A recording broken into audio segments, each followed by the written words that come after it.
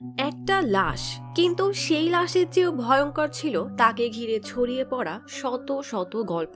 একজন বলে সে নির্দোষ, আর একজন বলে সে মিথ্যাবাদী। কেউ তাকে ভিকটিম বানায়, কেউ আবার বানায় অপরাধী। অথচ সত্যটা জানে না কেউই, কারণ এই কেসে খুনির চেয়েও বেশি বিপজ্জনক হলো এই গুজব। একজন সৎ পুলিশ অফিসার যখন এই রহস্যের তদন্ত শুরু করে, তখন সে বুঝতে পারে এটা কোনো সাধারণ মার্ডার কেস না, কারণ এখানে প্রতিটা সাক্ষী মিথ্যা বলছে, প্রতিটা নতুন সূত্র আগের সত্যকে মুছে দিচ্ছে, আর প্রতিটা পদক্ষেপ তাকে নিয়ে যাচ্ছে আরো ভয়ঙ্কর আর অন্ধকার এক সত্যের দিকে। কিন্তু প্রশ্ন হলো, আসল খুনি কে? একজন মানুষ, নাকি সেই অসংখ্য মিথ্যা যেগুলো ধীরে ধীরে একজন নির্দোষ মানুষের পুরো জীবনটাই ধ্বংস করে দিয়েছে? এমনই ভরপুর সাসপেন্স, অকল্পনীয় সব টুইস্ট, গা শিউরে ওঠা ক্রাইম আর রিভেঞ্জ থ্রিলে ভরা গল্প নিয়ে আজ এক্সপ্লেইন করব Tamil web series Vadhandhi, the fable of Velonie. Vadhandhi অর্থ গুজব, আর ফেবল অফ ভেলোনি অর্থ ভেলোনির কল্পকথা। তবে এটা নিশ্চিত, এই গল্পের শেষটা দেখে আপনি যেমন চমকে উঠবেন, তেমনি কিছু বুঝে ওঠার আগেই আপনার চোখে পানি চলে আসবে। সে তোমার প্রেমে পড়বে, কিন্তু সেটা মিথ্যা হবে। সে তোমার জন্য কান্না করবে, সেটাও হবে লোক দেখানো। সে বলবে তুমি ছাড়া বাঁচতে পারবে না, সেটাও হবে বড় এক মিথ্যা। এমনই ছন্দ লিখে এক লেখক তার গল্প লেখা শুরু করে। নাম তার ভেলোনি। প্রাণবন্ত, চঞ্চল আর প্রকৃতিপ্রেমী ভেলোনি নামের এক পরীর মতো সুন্দরী মেয়ে, যে নিজের একাকিত্বকে বানিয়ে নিয়েছে তার সঙ্গী, যার মনে অসংখ্য প্রশ্ন আছে, না জানি সে সেগুলোর উত্তর আদেও পাবে কিনা। গল্প চলে আসে এক ফিল্মের শুটিং এ। এটা কন্যাকুমারীর এক উইন্ড মিল। দুজনে স্টাফ লোকেশনে পৌঁছে কোন অ্যাঙ্গেলে ভালো লাইট আসবে সেই স্পট ঠিক করছিল। সামনে একটা মেয়ের লাশ পড়ে থাকতে দেখে তারা ভেবে নেয় এটা হয়তো তাদের মুভির হিরোইনের ম্যানিকুইন পরে আছে। তাই মেকআপ আর্টিস্টকে প্রশংসা করে বলে, দেখ একদম পারফেক্ট মেকআপ করেছে, দেখতে আসল লাশের মতো লাগছে। মেকআপ আর্টিস্ট সাথে আরো কয়েকজন এগিয়ে আসলে একজন মেকআপ ম্যানের খুব প্রশংসা করতে থাকে। তখনই এক স্টাফ এসে জানায় হিরোইন মমতাকে আনতে ভোর 5টায় গাড়ি পাঠানো হয়েছিল, কিন্তু রিসিপশন থেকে জানা গেছে গতকাল রাতেই সে কোথাও চলে গেছে। তাহলে কি সত্যি হিরোইন মমতার লাশ পড়ে আছে? পুলিশে খবর দিতেই পুলিশ ফরেন্সিক টিম সাথে নিয়ে এসে প্রাইমারি ইনভেস্টিগেশন করে লাশের স্যাম্পল কালেক্ট করতে থাকে। ইন্সপেক্টর আসতেই এসআই রামার লাশের ডিটেইলস জানায়। ইন্সপেক্টর বিরক্তি নিয়ে বলে, এটা তো আমাদের এলাকার মধ্যে পড়ে না, তাহলে আমরা কেন এই কেস নিব? রামার জানায় শুটিং এর পারমিশন এসপি অফিস থেকেই দেওয়া হয়েছিল।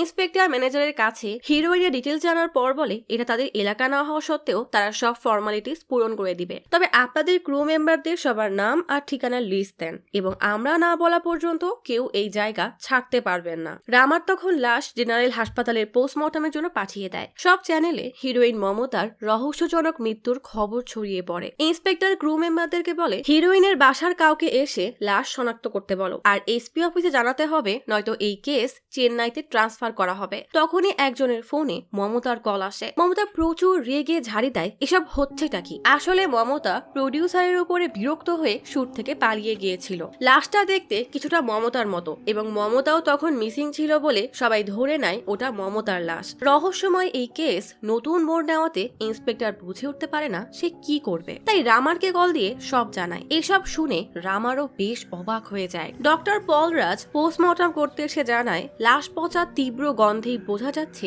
মৃত্যু 2 দিন আগেই হয়েছে। গলায় গাঢ় দাগ দেখে বোঝা যাচ্ছে কেউ তার গলা চেপে দম বন্ধ করে মেরেছে। মেয়েটার বয়স 19 থেকে 20-এর কাছাকাছি হবে। হাত আর পা মোটা দড়ি দিয়ে বাঁধা হয়েছিল। শরীরে অনেক ক্ষত আছে, কিন্তু তার সাথে কোনো অন্যায় করা হয়নি। রামার জিজ্ঞেস করে, কিন্তু ওর চেহারার যে অবস্থা, তাতে তো কেউই ওকে চিনতে পারবে না। ডক্টর বলে, ছবি পাশে রাখলে কিছুটা বোঝা যাবে, এই জন্যই এখনো মুখ কাটেনি। স্কেচ আর্টিস্টকে ডাকো। তিরুনাভেলের এক আর্টিস্ট আছে যে নেশা করলেও খুব ভালো স্কেচ করে। রামার স্কেচ আর্টিস্টকে ডেকে আনলে ছেলেটা ভালো করে সব অ্যাঙ্গেল দিয়ে দেখে শুনে স্কেচ বানানো শুরু করে। গল্প চলে আসে অতীতে। এক চার্চে সবাই প্রার্থনা করছে। সুন্দরী মা রুবির পাশে দাঁড়িয়ে আছে তার সুন্দরী মেয়ে ভেলোনি। চার্চে গিটার বাজানো এক ছেলে টনি বারবার ভেলোনির দিকে তাকিয়ে ভেলোনির সৌন্দর্য দেখছে। চার্চ থেকে যাওয়ার সময় ভেলোনি মুচকি হাসি দিয়ে টনিকে কিছু একটা ইশারা করে। বিকালে টনি পিঠে গিটার নিয়ে সাইকেল করে খুশি মনে বেরিয়ে পড়ে। মাঝপথ পথে টনির বন্ধু এডি এসে জিজ্ঞেস করে, তুই ওকে কিভাবে পটালি বলতো, আর তোরা রোজ ছাদে বসে কি করিস, আর ও তোকে ডাকেই বা কেন। টনি কোনো উত্তর না দিয়েই অ্যাঞ্জেল লজ হোটেলে আসে। এই হোটেলটা আসলে বেলুনির মায়ের। টনি আসবে বলে বেলুনি পেছনের দরজা খুলে রাখে। টনি গিটার নিয়ে পেছন দিক থেকে সিঁড়ি দিয়ে উপরে এসে বেলুনিকে চুপি চুপি গিটার বাজানো শেখায়। সফট মেলোডি বাজালে বেলুনি বেশ খুশি হয়। টনি বেলুনিকে কাছে আসতে বলে, আর এডি তখন সামনের বিল্ডিং এ উঠে টনি আর বেলুনিকে কাছাকাছি দেখে রেগে আগুন হয়। রাতে বেলুনি কেক বেক করছিল। বাইরে থেকে কেউ একজন বেলুনির উপরে নজর রাখে। বেলুনি পেছনে ফিরতেই লোকটাকে দেখে একদম আটকে ওঠে। লোকটা হলো বেলুনির হবু স্বামী বিঘ্নেশ। বিঘ্নেশ ড্রিঙ্কস করে আসায় বেলুনি রেগে দরজা খোলে না, বরং তাকে দেখার সব জানালা বন্ধ করে দেয়। আর বিঘ্নেশ তখন পাগলের মতো দরজা ধাক্কাতেই থাকে। সকালে বিঘ্নেশ উঠে এসে গতরাতের জন্য ক্ষমা চাইলে বেলুনি তার সাথে কর্কশ কণ্ঠে কথা বলে। বেলুনির মা রুবি বেলুনিকে বকা দিয়ে বলে, হবু স্বামীর সাথে কেউ এভাবে কথা বলে নাকি? বেলুনি বিড়বিড় করে বলে, তুমি জোর করেছো তাই, না হলে ওকে আবার কে বিয়ে করবে? রুবি বলে, তোমার সাথে জোর জবরদস্তি না করলে তোমার চরিত্র খারাপ হয়ে যেত। এত কিছুর পরও ও তোমাকে বিয়ে করতে রাজি হয়েছে, ওকে সম্মান দিয়ে কথা বলবে। বিঘ্নেশ রুবিকে থামিয়ে বেলুনিকে বলে, রেডি হও, তোমাকে কলেজে নামিয়ে দিব। রুবি নিচে এসে তার কেয়ারটেকার জনকে বলে, 12 নম্বর গেটের গেস্ট টাকা দেয়নি, তাই তার লাগেজ বের করে তালা মেরে দাও। জন রুবির কথা মতো কাজ করলে লোকটা রুবির কাছে কাকুতি মিনতি করে বলে এমন না করতে। এই নিয়ে দুজনের মধ্যে তর্ক বিতর্ক চলতে থাকে। বাকি গেস্টরা অধীর আগ্রহে অপেক্ষা করছে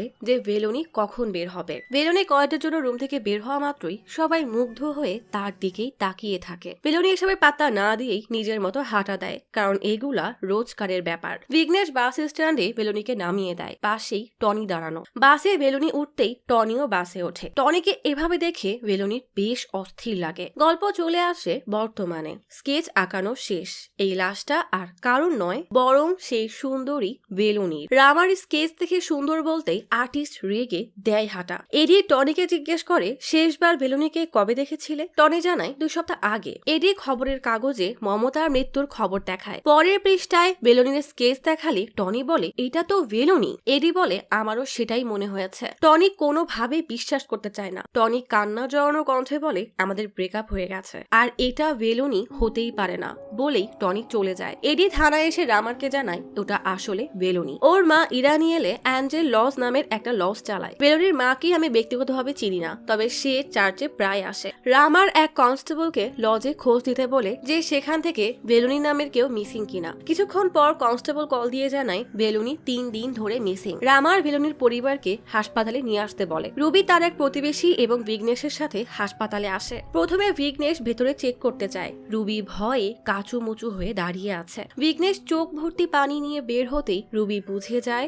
ওটা আসলে বেলুনিরই লাশ। রুবি অঝরে কান্না করে বলে, আমার মেয়েকে দেখব। রুবি দৌড়ে ভেতরে এসে মেয়ের বিভৎস লাশ দেখে জোরে এক চিৎকার করে ওঠে। বিঘ্নেশ কান্না করতে করতে জানায় রবিবার 2টার দিকে বেলুনি তার আন্টির বাসা রাজাক্কা মাঙ্গালামের জন্য বের হয়েছিল। বিঘ্নেশকে সন্ধ্যা 7টায় গিয়ে নিয়ে আসতে বলেছিল। বেলুনি যাওয়ার পর বিঘ্নেশ ড্রিঙ্কস করে মাতাল হয়ে যায়। সেদিন অনেক বৃষ্টিও হচ্ছিল, তাই বিঘ্নেশ বলেছিল কাল সকালে গিয়ে নিয়ে আসবে। পরের দিন বিঘ্নেশ আনতে গেলে জানতে পারে বেলুনি নাকি সেখানে পৌঁছায়নি। এরপর বেলুনিকে অনেক জায়গায় খোঁজা হয়, কিন্তু কোথাও পাওয়া যায়নি। ইন্সপেক্টর জিজ্ঞেস করে, তাহলে পুলিশে জানাননি কেন? বিঘ্নেশ বলে, আগেও একবার বেলুনি এমন কোথাও চলে গিয়েছিল, তারপর আবার নিজেই ফিরে এসেছে। আর এবছর আমাদের বিয়ে হওয়ার কথা ছিল, তাই পুলিশের ঝামেলায় পড়তে চাইনি। ইন্সপেক্টর বলে, ফর্মালিটি শেষ হলে লাশ নিয়ে যেতে পারো। দুঃখ ভরাক্রান্ত মন নিয়ে সবাই বেলুনির লাশ নিয়ে হোটেলে ফিরে আসে। লাশ দাফনের আগে শোক সভায় কফিনের পাশে বসে রুবি অঝরে কান্না করছে। পাড়ার প্রতিবেশী বেলুনির বান্ধবীরা, কমিউনিটির লোকজন এসে তাকে শ্রদ্ধাঞ্জলি জানায়। তখনই রামান এসে জিজ্ঞাসাবাদ করলে বেলুনির ফুপু, মানে যার বাসায় বেলুনির যাওয়ার কথা ছিল, সে জানায় রুবি কখনোই বেলুনিকে ফুপির বাসায় যেতে দিত না, এমনকি কোথাওই যেতে দিত না। আর বেলুনি তার বাসায় গেলে তাকে অবশ্যই আগে কল দিয়ে জানাতো, কিন্তু বেলুনির তরফ থেকে কোনো কল যায়নি। রামার ইন্সপেক্টরকে কল দিয়ে জানিয়ে বলে, মনে হচ্ছে ফুপু সত্য বলছে, আর ওই ছেলে বিঘ্নেশ মিথ্যা বলছে। বেলুনির অন্য কোথাও যাওয়ার প্ল্যান থাকলে সে বিঘ্নেশকে কেন নিয়ে আসতে বলবে? সব নিয়ম কানুন মেনে ফাদার দাফনের পূর্বের ক্রিয়াকর্ম শেষ করে। এদিকে সীতারাম নামের এক নিউজ পেপারের মালিক বেলুনির ছবি দেখে ওই আর্টিকেল লেখা ভেট্রিকে কল দিয়ে বলে, এটা দেখতে একদম মমতার মতো, এটা কেন ছাপিয়েছো? তুমি আরো বড় আর ভালো ছবি নিয়ে আসো এবং সেটা 2 নম্বর কলমে ছাপাবে। বেলুনি যাকে ভাবা হয়েছে মমতা, এমনই কিছু একটা মোটা বড় হরফে টাইটেল দিবে। আসলে যে যার ব্যবসা নিয়ে ব্যস্ত। বেলুনির কফিন নিয়ে চার্চে এসে দাফন করে দেওয়া হয়। শোকে মূর্ছে যাওয়া রুবিকে কয়েকজন ধরে নিয়ে যায়। তখন বিঘ্নেশের সাথে কথা বলার বাহানায় তাকে এক হোটেলে ধরে এনে বেশ মারধর করে জিজ্ঞেস করে, সত্যি করে বল ওই মেয়ের সাথে তুই কি করেছিস? বিঘ্নেশ বারবার একই উত্তর দেয় যে আসল খুনি বাইরে ঘুরে বেড়াচ্ছে আর আপনারা আমাকে মারছেন। তখনই রামার টিভিতে এক টক শোতে দেখে যে মুভির শুটিং স্পটে বেলুনির লাশ পাওয়া গেছে, সেই মুভির প্রডিউসার বলছে এই মুভি বেলুনিকে ডেডিকেট করবে। মুভির নাম হবে ভেলোনি। এই টক শো দেখে শুরুতে দেখানো সেই লেখক বেশ চিন্তায় পড়ে যায়। অতীতে রিলস বানানোর সময় রোজই বেলুনিকে জিজ্ঞেস করে পাশে একটা ছেলে তোকে ফলো করছিল, ওটাকে? বেলুনি বলে সে তো একটা ফালতু ছেলে, বিঘ্নেশ ওর কথা জানতে পারলে অনেক ঝামেলা হবে। রোজি জিজ্ঞেস করে তুই কি তাহলে বিঘ্নেশকেই বিয়ে করবি? বেলুনি মুচকি হাসি দিয়ে কথাটা এড়িয়ে যায়। জগিং এর সময় এক উকিল চিফ জাস্টিস সাদাশিবমকে মমতা নামক এক হিরোইনের মার্ডার কেস সম্পর্কে জানিয়ে বলে মুভির শুটিং এর জন্য কন্যাকুমারীতে গিয়েছিল। শুটিং লোকেশনে একটা লাশ পেলে পুলিশকে খবর দেওয়া হয়। সবাই ভাবে লাশটা হিরোইনের, কিন্তু অটোপসি করে জানা যায় সেটা আসলে 19 থেকে 20 বছর বয়সী এক কলেজ পড়ুয়া মেয়ের লাশ।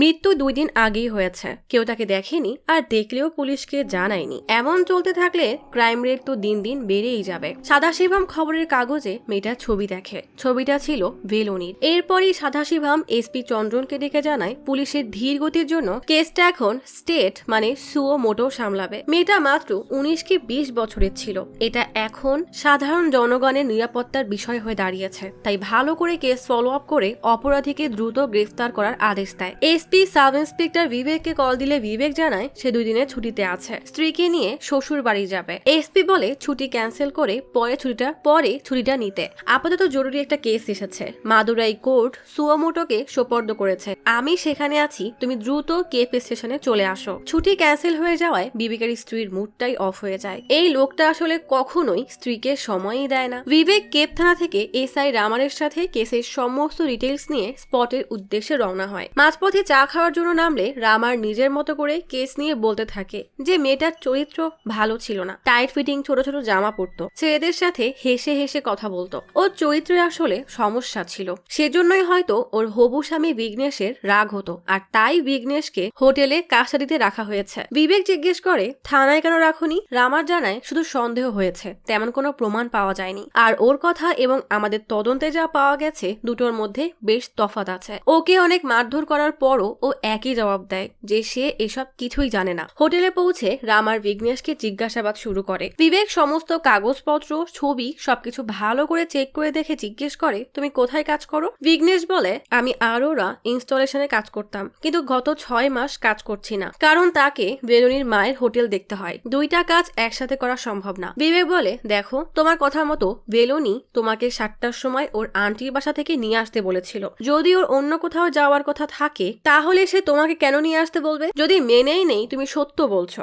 কিন্তু ওর আন্টির বয়ান অনুযায়ী বেলুনি সেখানে যায়নি, আর গেলে তো আগেই কল দিত। হয়তো তুমি, না হয় বেলুনির আন্টি, কেউ তো মিথ্যা বলছে। বিঘ্নেশ বলে আমি সত্যি বলছি, বেলুনি আমাকে এমনটাই বলেছিল। বিবেক জিজ্ঞেস করে 20 মার্চ দুপুরে কি হয়েছিল? বিঘ্নেশের মনে পড়ে সে সেদিন অনেক রেগে ড্রিঙ্কস করছিল। বেলুনি এসে দেখে কিছু না বলেই চলে যায়। বিঘ্নেশ বিবেককে একই কথা বলে যে বেলুনি দুপুরে ওর আন্টির বাসার জন্যই বের হয়েছিল। বিবেক বেলুনির বাসায় গিয়ে দেখে বেলুনির শোক সভা চলছে। বেলুনির মা রুবি শোকে কাতর হয়ে বসে আছে। এক ছেলে বিবেক এবং রামারকে বেলুনির রুমে নিয়ে আসে। বিবেক ভালো করে রুম পর্যবেক্ষণ করে। হঠাৎই রুমের লাইট অফ করে লক্ষ্য করে বুক শেলফের মাঝে অল্প একটু লাইট জ্বলছে। সেলফ থেকে একটা বই বের করলে তার মাঝে টি লেখা একটা কয়েন পায়। বেলুনির মাকে জিজ্ঞেস করা হয় তার কারোর উপরে সন্দেহ আছে কিনা বা বেলুনির কোনো বয়ফ্রেন্ড ছিল কিনা। রুবি বলে না, ও দেখতে অনেক সুন্দর ছিল, ছেলেরা সবসময় ওর পেছনে লেগে থাকতো, সবার সাথেই সে হাসি খুশি ভাবেই কথা বলতো, তাই সবসময় ভয় পেতাম না জানি কখন কি হয়ে যায়, এজন্যই ওর বিয়ে তাড়াতাড়ি ঠিক করে দেই। বিঘ্নেশ অনেক ভালো ছেলে, এজন্যই ওর সাথে বিয়ে ঠিক করি। বিবেক জিজ্ঞেস করে 20 তারিখে আসলে কি হয়েছিল? রুবি জানায় বেলুনির আন্টির বাসা রাজাক্কা মাঙ্গালামে। বেলুনি সেদিন যেতে চেয়েছিল, সচরাচর আমি ওকে যেতে দিই না, তাই বলেছিলাম ওর আন্টিকে কল দিয়ে আসতে বলতে, কিন্তু বেলুনি সারপ্রাইজ দিতে চেয়েছিল, তাই রুবি তাকে বিঘ্নেশের সাথে যেতে বলেছিল, কিন্তু বেলুনি একাই চলে গিয়েছিল। বিবেক, বেলুনির মায়ের হোটেলের স্টাফ, প্রতিবেশী, গেস্ট সবার বয়ান নিলে সবাই এটাই বলে যে বেলুনি সব ছেলেদের সাথে হেসে কথা বলতো, কিন্তু একটা জিনিস কমন ছিল, সেটা হলো বেলুনি অনেক রাত হলেও বেশিরভাগ সময় ছাদে যেত। বিবেক তার তার এক সোর্স অ্যালেক্সের বাসায় আসে। অ্যালেক্স ক্রিমিনোলজি নিয়ে পড়ালেখা করছে। বিবেক ভেলোনির নম্বর এবং ছবি দিয়ে বলে এই নম্বরে 20 তারিখে কে কে কল দিয়েছিল তাদের সবার ডিটেইলস এবং লোকেশন দরকার। অ্যালেক্স ভেলোনির ছবি দেখে বলে এর একটা ভিডিও আমার কাছে আছে। ভিডিওটা অনেক ভাইরাল হয়েছিল। অ্যালেক্স ভেলোনির সেই রিলস ভিডিওটা দেখায়। বিবেক আর রামার আবারও উইন মিলে আসে। লাশ যেখানে পেয়েছিল বিবেক সেই জায়গাটা ভালো করে দেখে। সামনে কিছু ইট আর পাথর রাখা, জায়গাটা একদমই নির্জন। হয়তো এখানে বখাটে নেশাখোররাই বেশি আসে। আর রাজাক্কামমাঙ্গালাম থেকে এখানে আসতে 1.5 থেকে 2 ঘন্টা লেগে যাওয়ার কথা। বিবেক অনুমান করে বলে হয়তো কেউ ভেলোনিকে রাজাক্কামমাঙ্গালাম যাওয়ার পথে কিডন্যাপ করে এখানে এনে হত্যা করেছে, অথবা ভেলোনি পরিচিত কারোর সাথে এখানে এসেছিল। কিছু দূর হাঁটতে হাঁটতে বিবেক এক গাছের সাথে ভেলোনির কাপড়ের টুকরা পায়। রামার বলে হয়তো বাতাসে উড়ে এসেছে। বিবেকের কেমন যেন সন্দেহ হয়। সামনের দিকে রাস্তা কোন জায়গায় যায় সেটা জিজ্ঞেস করলে রামার জানায় ওটা পাড়াইয়ের দিকে যায়। তবে এখানেই তাদের সীমানা শেষ হয়ে যাওয়ায় তারা আর এগোতে পারে না। বিঘ্নেশকে নিয়ে সন্দেহজনক কিছু না পাওয়ায় বিঘ্নেশকে ছেড়ে দেওয়া হয়। সর্বপ্রথম যে লাশ শনাক্ত করেছিল সেই এদিকে ডেকে আনা হয়। গল্প চলে আসে অতীতে। সেবাস্টিন নামের সেই লেখক ভেলোনির মায়ের হোটেলে থাকতে আসে। সে স্নিগ্ধ বাতাস, নিরিবিলি, নির্জন আর সুন্দর প্রাকৃতিক দৃশ্যের একটা রুম চায়। রবি ভেলোনিকে কলেজ থেকে ফিরে আসতে দেখলে এক কথায় দুই কথায় তাদের ঝগড়া শুরু হয়ে যায়। রবি ভেলোনিকে বলে সেবাস্টিনকে তার রুম দেখিয়ে আনতে। ভেলোনি রুমে নিয়ে গিয়ে সেবাস্টিনকে জিজ্ঞেস করে আমার বস হয়তো আপনার সাথে খারাপ ব্যবহার করেনি। সেবাস্টিন অবাক হয়ে জিজ্ঞেস করে সে তোমার মা না? ভেলোনি হেসে বলে সোমবার থেকে শুক্রবার সে আমার বসই থাকে, সপ্তাহে 2 দিনই কেবল সে আমার মা হয়। রাতে ভেলোনি আর তার মায়ের আবারও ঝগড়া শুরু হয়। এত জোরে দুজন চিৎকার চেঁচামেচি করে যে সেবাস্টিনও সেই শব্দ শুনতে পায়। ভেলোনি মায়ের কথা পাত্তা না দিয়ে রুমে গিয়ে বাবার ট্রাঙ্ক বের করে স্যান্ডেল চশমা পরে মানসিক শান্তির জন্য বসে থাকে। কিছুক্ষণ পর ছাদে আসলে সেবাস্টিনের সাথে তার দেখা হয়। সেবাস্টিন জিজ্ঞেস করে তোমার মায়ের সাথে এত কি নিয়ে ঝামেলা? সবসময় ঝগড়া করতেই থাকো, সব ঠিক করে নাও। ভেলোনি টিটকারি করে বলে উনার সাথে কখনোই এসব ঠিক হবে না। সেবাস্টিনকে স্মোক করতে দেখে বলে আমি বাবাকে অনেক ভালোবাসতাম। আমার 6 বছর বয়সে সে মারা যায়। মায়ের উপরে অনেক দায়িত্ব চলে আসে, কিন্তু এসবের মাঝে সে মায়ের দায়িত্বটাই ভুলে গেছে আর এখন চাই আমি বিঘ্নেশকে বিয়ে করি। সেবাস্টিন পরামর্শ দিয়ে বলে বিয়েটা না করতে চাইলে সরাসরি না করে দিতে। ভেলোনি বলে মায়ের থেকে রক্ষা পেতে সে যে কাউকে বিয়ে করতে রাজি, আপনি বললে আপনার সাথেও বিয়ে করতে পারি। পর মুহূর্তেই হেসে বলে আসলে বিঘ্নেশকে বিয়ে করলে মায়ের সাথেই থাকতে হবে, সেটা আমি চাই না। সেবাস্টিন জিজ্ঞেস করে তোমার মা দ্বিতীয় বিয়ে করেনি? ভেলোনি ঠাট্টা ছলে জিজ্ঞেস করে কেন, আমাকে বাদ দিয়ে আমার মাকে বিয়ে করবেন নাকি? ভেলোনি আসলে ছোট বড় সবার সাথেই এমন ভাবেই কথা বলে। এডি বিবেককে জানায় ভেলোনি প্রায় চার্চে যেত, সেভাবেই তাকে চেনা, কিন্তু কখনোই ভেলোনির সাথে তার কথা হয়নি। এডি কথা বলার সময় বেশ ঘাবড়ে এদিক সেদিক তাকায়। তখনই অ্যালেক্স কল দিয়ে জানায় 20 তারিখ ভেলোনির নম্বরে 12টা কল এসেছিল আর 7টা কল তার ফোন থেকে গিয়েছিল। সবগুলো লোকেশন ইরানিয়াল টাওয়ারের আশেপাশে। সোশ্যাল মিডিয়াতে তেমন কিছুই পাওয়া যায়নি। আর ওই ভাইরাল ভিডিও রোজ নামের কারোর অ্যাকাউন্ট থেকে পোস্ট করা হয়েছিল। বিঘ্নেশ হোটেলে আসলে তার এই অবস্থা দেখে সবাই আর চোখে তাকায়। বিঘ্নেশ মাথা নত করে উপরে এসে দেখে রুবি তীব্র জ্বর নিয়ে বেডে শুয়ে আছে। বিবেক বারবার ভেলোনির সেই ভিডিও দেখতে থাকে, যেন কোনো এক অজানা মায়া তাকে টানছে। হঠাৎ এডির সন্দেহজনক চাহনির কথা তার মাথায় আসে। তাই পরের দিন বাজারে এসে যেখানে দাঁড়িয়ে এডির সাথে কথা বলছিল সেখানের এক দোকানের সিসিটিভি ক্যামেরার ফুটেজ চেক করে দেখতে পায় অটোর সামনে একটা ছেলে ভয়ে ভয়ে দাঁড়িয়েছিল। এডির তাকাতেই ছেলেটা পালিয়ে যায়। রামার এডিকে নিয়ে আসলে বিবেক ছবি দেখিয়ে জিজ্ঞেস করে এটাকে। এডি বলে আমি জানি না। রামার এবার কষে 2টা চড় মারে। এডি বলে ওর নাম টনি। বিবেক বুক সেলফে পাওয়া সেই কয়েন বের করলে বুঝতে পারে টি মানে টনিকে বোঝানো হয়েছে। টনির বাসায় আসলে টনির বাবা বলে আপনারা যা ভাবছেন তেমন কিছুই না, ও এমনিই ভয় পেয়ে আছে, ওকে আমরাও খুঁজছি। রামার হুমকি দেয় টনি নিজ থেকে পুলিশের কাছে গেলে সমস্যা নেই, কিন্তু এভাবে পালিয়ে থাকলে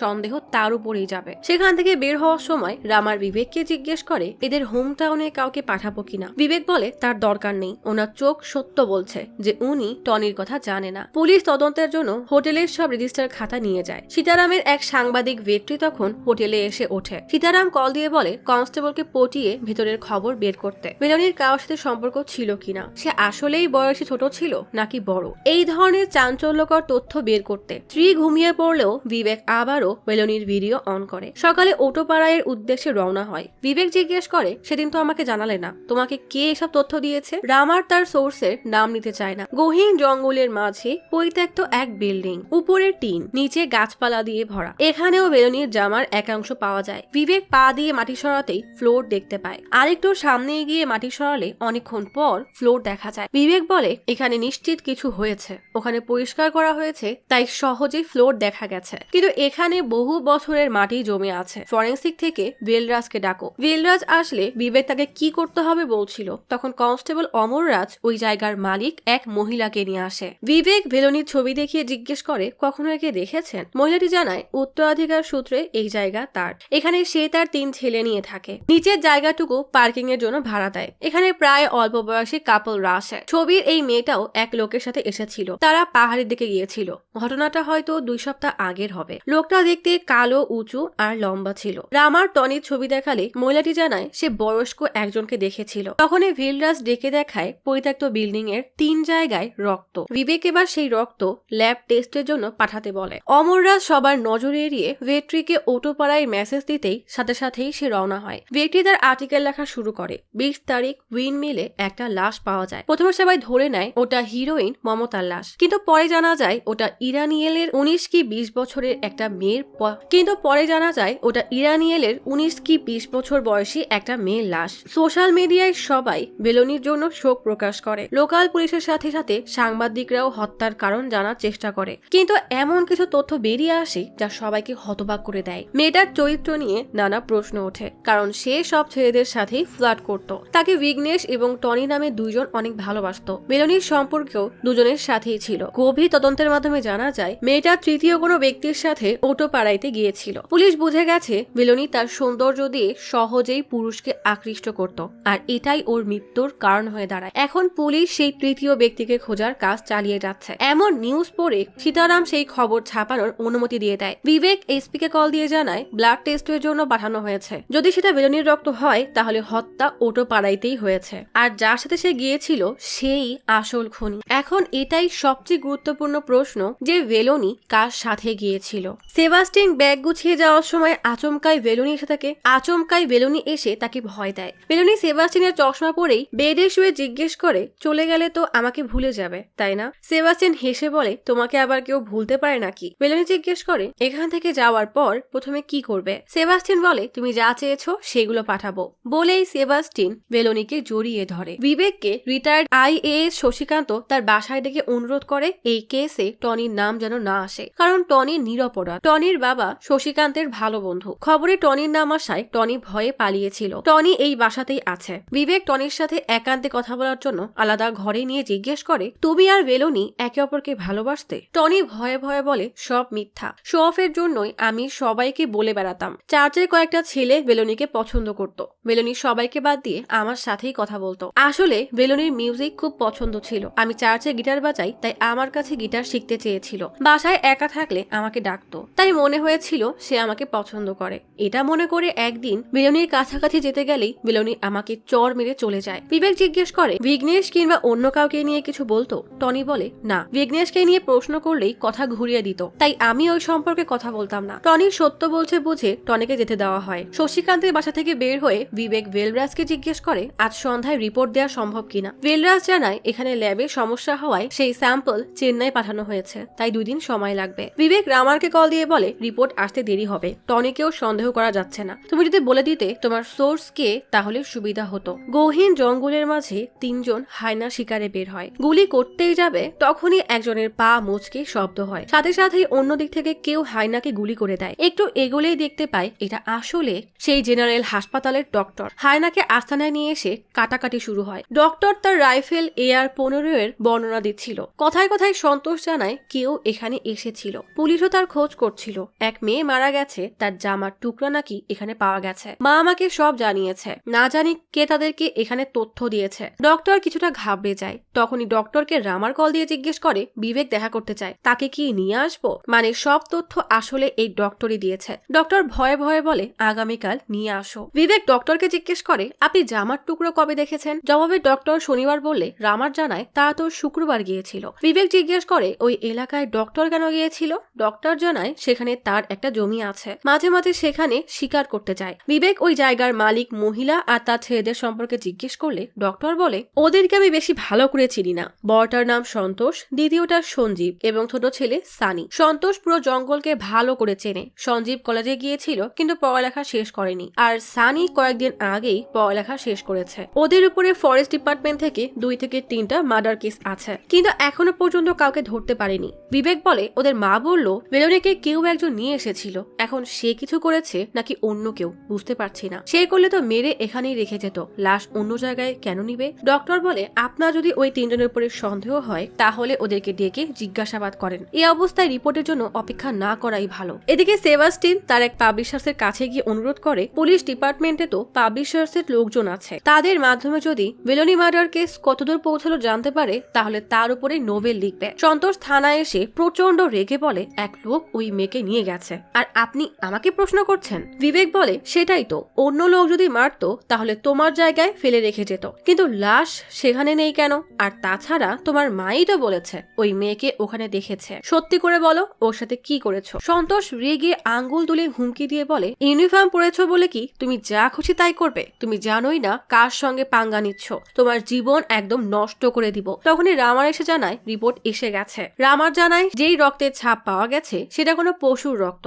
তখনই এসপি কল দিয়ে রেগে বলে সন্তোষকে কেন ধরেছো? উপর মহল থেকে প্রেসার আসছে, ওকে এখনই ছেড়ে দাও। কোনো প্রমাণ না থাকায় সন্তোষকেও ছেড়ে দিতে হয়। পাবলিশার সেবাস্টিনকে কল দিয়ে জানায় 2 মাস ধরে তো তেমন কোনো আপডেট ছিল না, কিন্তু সম্প্রতি কেস নিয়ে আবারও তদন্ত চলছে। জানা গেছে 1 বছর আগে মেয়েটা কারোর সাথে পালিয়ে গিয়েছিল, সেই এফআইআর নিয়ে তদন্ত চলছে। বিবেক নামের এক অফিসার সব সামলাচ্ছে। বিবেক অ্যালিসকে সাথে করে এফআইআর খুঁজতে লোকাল থানায় আসে। পুলিশ জানায় রেনোভেশনের কাজ চলছে, তাই সব ফাইল উলটপালট হয়ে আছে, কিন্তু ওই বক্সের উপরে উইমেন মিসিং ফাইল লেখা। অ্যালেক্স 2 মিনিটেই বক্সটা খুঁজে বের করে, যেখানে ভেলোনির ফাইলও খুঁজে পায়। মিসিং এর দিন সকালে ভেলোনির ফ্যানরা তাকে একবার দেখার জন্য অপেক্ষা করছিল। মেলোনির মাও জানতো না মেয়ে মিসি, তাই সে সবসময়ের মতো চা নিয়ে মেলোনির রুমে গিয়ে দেখে মেলোনি সেখানে নেই। পুরো হোটেল খুঁজে বেড়ায় কিন্তু কোথাও মেলোনি নেই, তাই বিঘ্নেশকে সাথে নিয়ে পুলিশে কমপ্লেন করতে যায়। পুলিশ বলে 48 ঘন্টা না হলে কিছু করা যাবে না, হয়তো কোনো ফ্রেন্ডের কাছে গেছে, চলে আসবে। মেলোনির মা রেগে বলে ও আমাকে না জানিয়ে কোথাও যায় না। পুলিশ তবুও কেস নিতে না চাইলে বিঘ্নেশ এবার এসপি কে বলার হুমকি দেয়। বাধ্য হয়ে পুলিশকে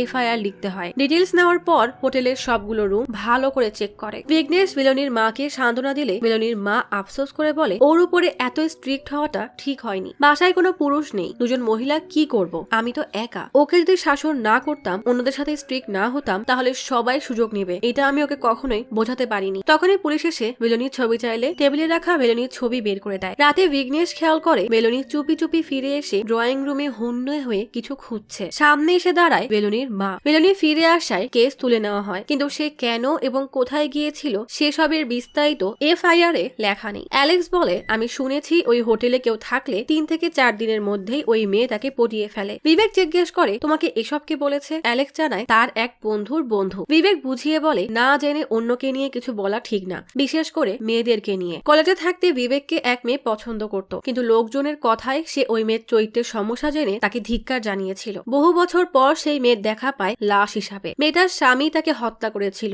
বিবেকই সেই কেস সলভ করে, কিন্তু তখন বিবেক জানতে পারে মেয়েটা সত্যি বিবেককে ভালোবাসতো। বন্ধুদের কথায় তখন কান না দিলে ওই মেয়ে আজকে বিবেকের স্ত্রী হতো। ভেলোনি ভালো কি খারাপ সেটা বিবেক বলতে পারবে না, কিন্তু ভেলোনির ছবি দেখতেই তার সেই পুরনো কাহিনী মনে পড়ে যায়। বিবেক ভেলোনির কলেজে আসলে ভেলোনির ক্লাসমেটরা ভেলোনির চরিত্র নিয়ে মিডিয়ায় এত বাজে বাজে কথা ছড়ানোর জন্য অভিযোগ দিলেই বিবেক বলে সবাই একটা আর্জি দিলে আমরা এসপি কে জানাবো। বিবেক কিছু তথ্য পাওয়ার জন্য রোজিকে আলাদাভাবে ডাকে। রোজি জানায় ভেলোনি না টনিকে আর না বিঘ্নেশকে ভালোবাসতো। এদের সম্পর্কে বেশি কিছু জিজ্ঞেস করলে মেলোনি কেমন যেন আটকে উঠত। এটা শুনে বিবেক অ্যালেক্সকে বলে বিঘ্নেশের কল রেকর্ড বের করে থানায় নিয়ে যেতে। এদিকে বিঘ্নেশ একের পর এক ড্রিঙ্কস করে শোকে কাতর হয়ে মেলোনির ছবি বের করে দেওয়ালে মাথা বাড়ি দেয়। হঠাৎই কাউকে কিছু না বলে বাইক নিয়ে বেরিয়ে পড়ে। কল রেকর্ড চেক করে দেখা যায় মার্ডারের সময় বিঘ্নেশের ফোন হোটেলেই ছিল, আর ওই সময় একটা নম্বরে 3 বার কল দেওয়া হয়েছে। বিবেক সেই নম্বরে কল দিলে অপর পাশ থেকে জানায় সে বিঘ্নেশকেও চেনে না, আবার অ্যাঞ্জেল লস সম্পর্কেও জানে না। বিবেক এবার চিন্তায় পড়ে যায়, তাহলে এই নম্বরে কল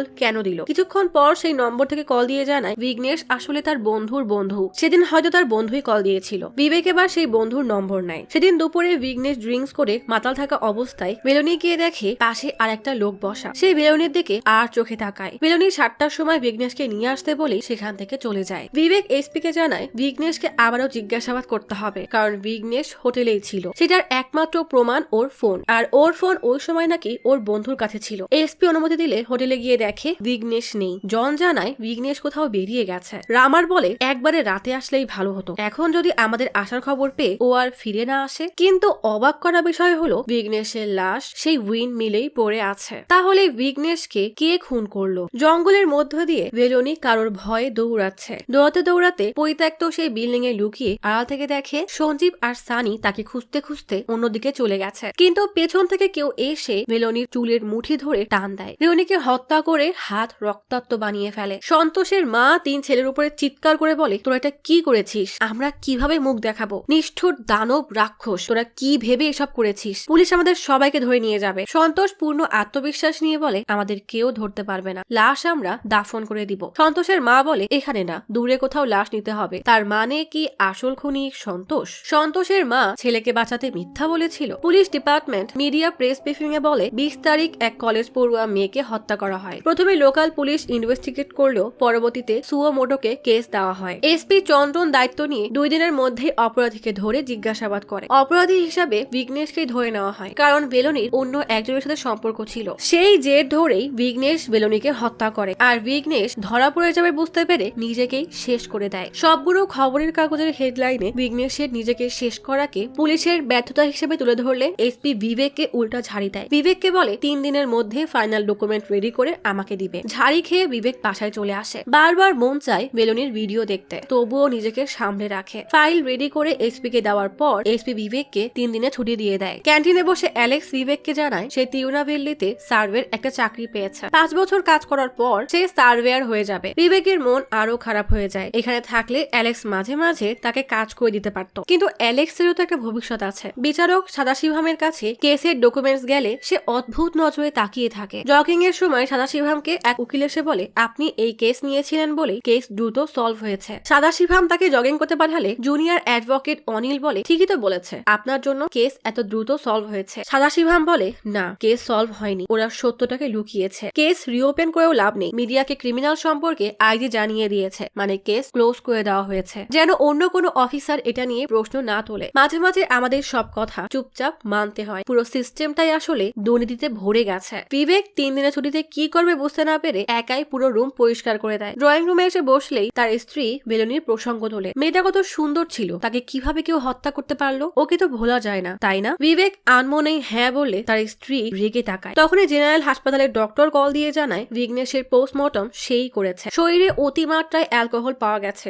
আর 10 মিলি অ্যালকোহল বেশি হলে তাতেই সে মারা যেত। কিন্তু মাথায় একটা প্রশ্ন ঘুরপাক খাচ্ছে, যদি এত ড্রিঙ্কস না করতো তাহলে কি সে নিজেকে শেষ করতো? সজ্ঞানে থাকলে হয়তো করতো না। বিবেক বলে, আমি সব জানি না। ডক্টর বলে, হ্যাঁ, ও মরে যাওয়াই তোমার জন্য ভালো হয়েছে, না হলে ওকে অপরাধী বানাতে কত প্রমাণ আর সাক্ষীর দরকার পড়তো। বিবেক রেগে গেলে ডক্টর শান্ত করে জিজ্ঞেস করে, বিঘ্নেশের বুড়ো আঙ্গুলে নীল রঙের কালি দেখেছিলে? তোমার কি সত্যিই মনে হয় ও নিজেকে শেষ করেছিল? বিবেক এবার বেশ চিন্তায় পড়ে যায়। এসপি চন্দন এক টক শোতে আসলে চন্দন বারবার বেলুনির চরিত্র নিয়ে উল্টাপাল্টা বলে, সেটা শুনে বিবেকের ভীষণ রাগ হয়। কাউকে কিছু বলতে না পেরে বিবেক অ্যালেক্সের কাছে এসে ফোনে বিঘ্নেশের শেষ লেখা নোটটা দেখায়। বিঘ্নেশ আঙ্গুলে কালি করে সিল মেরে লিখেছে, বেলুনি, আমার অপরাধ বোধ আমাকে তিলে তিলে শেষ করে দিচ্ছে। আমি শান্তিতে বাঁচতে পারবো না, মৃত্যুর পরও শান্তি পাবো কিনা জানি না। আমার জন্য তোমার মৃত্যু হয়েছে, তাই আমিও বাঁচতে চাই না। এমন ভাবে বেঁচে থেকেও কি লাভ? আমি তোমার সাথে থাকলে তোমাকে বাঁচিয়ে নিতাম, কিন্তু তুমি আমাকে ঘৃণা করতে, কথা বলতে না। এখন তোমার কাছে আসছি, তুমি কি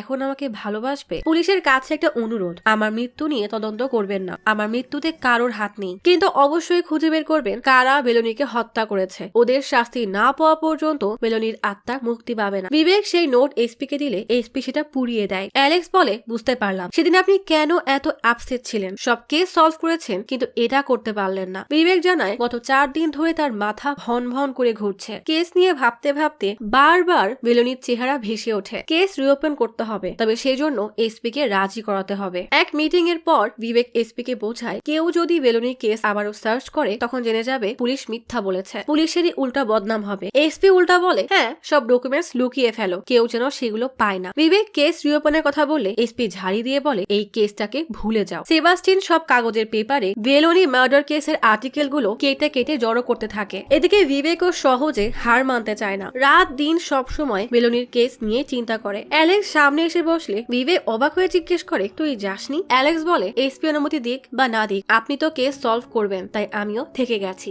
আমাকে এই কাজটাই বেশি আনন্দ দেয়। অ্যালেক্সকে পেয়ে বিবেকের মুখে হাসি ফুটে ওঠে। বিবেক নতুন করে নিজের মতো তদন্ত শুরু করে। জনকে ডেকে জিজ্ঞেস করে মেলোনি সম্পর্কে কি জানো। জন জানায় মেলোনি তার মায়ের আড়ালে রিসিপশনে এসে ফোনে কারোর সাথে ঘন্টার পর ঘন্টা কথা বলতো আর জনকে দাঁড় করিয়ে পাহারা দিতে বলতো। একদিন বিঘ্নেশ সেটা ধরে ফেলে। বিঘ্নেশ হুমকি দিয়ে বলে, যার সাথে খুশি কথা বলো, বিয়ে কিন্তু আমাকেই করতে হবে। মেলোনি স্পষ্ট জানিয়ে দেয় সে বিয়ে করবে না, কিন্তু কে শোনে কার কথা। এটা জানার পর বিবেকের মাথায় একটাই কথা আসে, যার সাথে ফোনে কথা বলছিল সেই হয়তো মেলোনিকে অটোপাড়ায় নিয়ে গিয়েছিল, কিন্তু তাকে খুঁজবে কিভাবে। অ্যালেক্স বলে, মোবাইল হলে আমি বের করতে পারতাম, ল্যান্ডলাইনটা আমার পক্ষে সম্ভব না, আর এই কাজ এসপি কে না জানিয়ে করাও সম্ভব হবে না। তারপরও অ্যালেক্সকে কোনো উপায় বের করতে বলে। অ্যালেক্স তখন হোটেলে আসা সব কেসদের এক এক করে কল দিতে থাকে। এসপি কল দিয়ে জিজ্ঞেস করে, তুমি নাকি নতুন করে বেলোনি কেসে তদন্ত করছো। বিবেক বাহানা করলেও এসপি ওয়ার্নিং দিয়ে বলে, আমাকে তুমি ট্রান্সফার করতে বাধ্য করো না। থানায় ফিরে অ্যালেক্সকে জানায় এসপির কানে কথা চলে গেছে, সিরিয়াস কিছু হওয়ার আগেই অটোপাড়ায় গিয়ে ওই 3 ছেলেকে ধরতে হবে। দেখা যাক ভয়ে যদি ওরা কিছু বলে দেয়। অ্যালেক্স জানায় বেলোনি মারা গেছে 1 বছর হয়ে গেছে, এই দিনই ওকে খুন করা হয়েছিল। গত বছর এই দিনে বেলোনি সাজুগুজু করে হাসি মনে বের হচ্ছিল। হঠাৎ রিসিপশনে কারোর কল আসে। বিবেক তখন জঙ্গলে গেলে সঞ্জীব তাকে চলে যেতে বলে। বিবেক বলে, আমি শুধু ছবি দেখিয়ে শিওর হব সে কে ছিল। সঞ্জীব বলে, আমার মা পাগল, সে কাউকে দেখেনি। বিবেক পশু হত্যার কেসের ভয় দেখালে সঞ্জীব বলে, যা খুশি করার করো, আমাদেরকে কেউ ধরতে পারবে না। সন্তোষ এসে সজীবকে চুপ করানোর জন্য কষে এক চড় মারে, এমনকি মা কেউ লাথি মারে। বিবেককে বলে, আমাদের ভয় দেখিয়ে লাভ নেই। সন্তোষ তখন রেগে বলে, পুলিশ হয়ে অস্ত্র ছাড়া কেন এসেছো, বেঁচে ফিরতে চাইলে চলে যাও। বাধ্য হয়ে বিবেককে চলে যেতে হয়। সাথে সাথেই সানি সন্তোষকে মারতে যায় যে কেন সে তার মায়ের গায়ে হাত তুলেছে। দুই ভাইয়ের মধ্যে তুমুল মারামারি শুরু হয়। সঞ্জীব ঠেকানোর চেষ্টা করেও পারে না। মাও এগিয়ে গেলে রাগের মাথায় ঠেলা দিতেই মাকে ফেলে দিলে ধাক্কা খেয়ে মা পড়ে যায়। সেদিন বের হওয়ার সময় বেলোনিকে আসলে সেবাস্টিন কল দিয়েছিল। বেলোনি কল রিসিভ করে বলে, আমি তো বের হচ্ছি, কল কেন দিয়েছো? তাহলে কি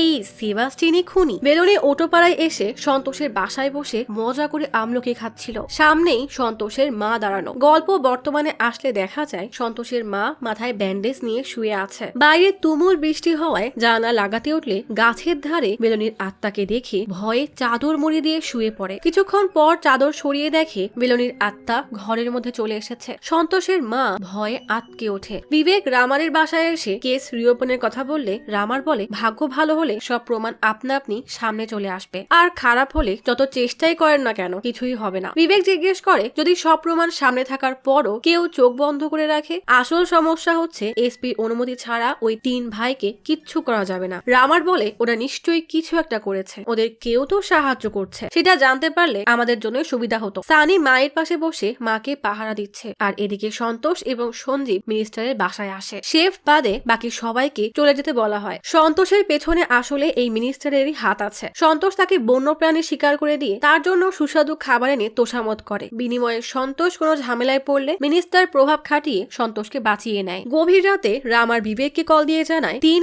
এপ্রিল বেলোনির মাকে জিজ্ঞাসাবাদ করতে গেলে সে জানিয়েছিল লম্বা কালো করে এক ছেলের সাথে বেলোনিকে কথা বলতে দেখেছিল। তার মাকে এই ব্যাপারে জিজ্ঞাসা করলে হয়তো কিছু ক্লু পাওয়া যেতে পারে। পরের রুবিকে জিজ্ঞেস করলে রুবি রেগে জিজ্ঞেস করে, আপনারা বিঘ্নেশকে খুনি বলে কেস ক্লোজ করেছেন, তাহলে এখানে কেন এসব জিজ্ঞেস করছেন? বিবেক বলে, আপনি বিঘ্নেশকে অপরাধী মনে করেন না সেটা জানি, যদি আপনি সাহায্য করেন তাহলে আসল খুনিকে ধরতে পারবো। রুবি বলে, এখন এসব বলে কি লাভ, আমার হোটেলও বন্ধ করে দিতে হবে, কেউ এখানে আর ভাড়া থাকতে চায় না। সবকিছু আপনারা আমার মেয়ের সম্পর্কে কি ছড়িয়েছেন তার জন্য হয়েছে, সব আপনাদের দোষ। আমি আর চাই না আমার মেয়ে সকলের বিনোদনের পাত্রী হোক। যদি সত্যি কিছু করতে চান তাহলে এমন কিছু করেন যেন মানুষ আমার মেয়েকে ভুলে যায়। বিবেক বলে, কিছু কেসে ভুক্তভোগীর পরিবার ন্যায় বিচারের জন্য পুলিশকে সাহায্য করে, দিন রাত এক করে দেয়, আর এখানে আমি একাই আপনার মেয়ের জন্য সেই কাজ করছি। যদি সাহায্য করেন তাহলে আপনার মেয়েরই ভালো হবে। রবি এবার নরম হয়ে সব জানাতে রাজি হয়। বিবেক জিজ্ঞেস করে, আপনি রামারকে জানিয়েছিলেন চার্চের বাইরে বেলোনি কারোর সাথে কথা বলছিল, হয়তো সেই বেলোনিকে অটোপাড়ায় নিয়ে গিয়েছিল।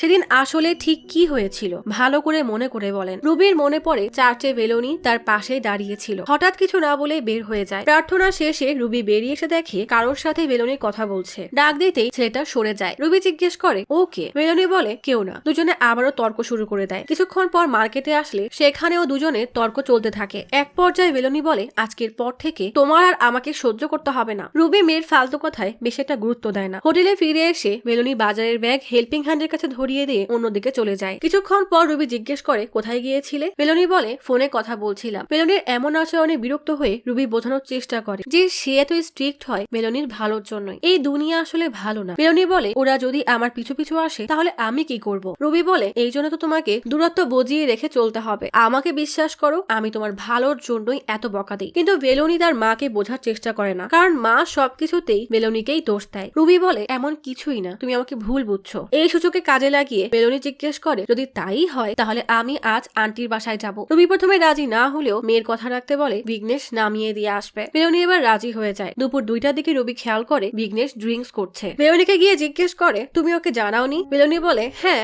এখন ও যদি ড্রিঙ্কস করে সেটা কি আমার দোষ? মেলোনি সাজুগুজু করে বেরিয়ে পড়ে। সন্ধ্যায় রুবি বিঘ্নেশকে জিজ্ঞেস করে তুমি ওকে নামিয়ে দিয়ে আসোনি কেন? বিঘ্নেশ জানায় মেলোনি নিয়ে আসার কথা বলেছে, নামিয়ে দেওয়ার কথা তো বলেনি। বিবেক জিজ্ঞেস করে আপনি বললেন মেলোনি কারোর সাথে কথা বলছিল। রুবি বলে অনেক সময় এমন মনে হয়, কিন্তু বাস্তবে তা নাও হতে পারে। ঘটনাটার 1 বছর হয়ে গেছে, এখন আমার ঠিকভাবে কিছু মনেও নেই। বিবেক জিজ্ঞেস করে আপনি বলেছিলেন ওকে কেউ বারবার কল দিত, কে এসে মনে আছে? রুবি বলে ঠিক মনে পড়ছে না, তবে মেলোনি বলেছিল লেখক সেবাস্টিন তাকে কল দিত। বিবেক এক বুক শপ থেকে সেবাস্টিনের লেটেস্ট বই কেনে অ্যালেক্সকে দিয়ে পাবলিশার্সের নম্বরে কল দিয়ে কলেজ কালচারাল প্রোগ্রামে সেবাস্টিনকে ইনভাইট করবে সেই বাহানায় তার নম্বর নেয়। বিবেক বলে সেবাস্টিনের সাথে কথা বলার আগে ওর কল রেকর্ডের ডিটেইলস বের করো। অ্যালেক্স সাইবার ক্রাইম সেল থেকে ডিটেইলস বের করে নিয়ে আসে। বিবেক সব দেখার পর ক্যালকুলেশন করতে থাকে। মেলোনির মৃত্যু হয় 20 মার্চ আর সেবাস্টিন হোটেলে যায় নভেম্বরে। 3 দিন সেখানে ছিল। হোটেল থেকে যাওয়ার পরও সে প্রায় হোটেলের ল্যান্ডলাইনে কল দিত। ল্যান্ডলাইন থেকেও অনেকবার তার ফোনে কল গিয়েছে। সবগুলো কল 20 থেকে 25 মিনিটের হতো। দুজনের বয়সের পার্থক্য থাকলেও তাদের মধ্যে কিছু একটা সম্পর্ক তো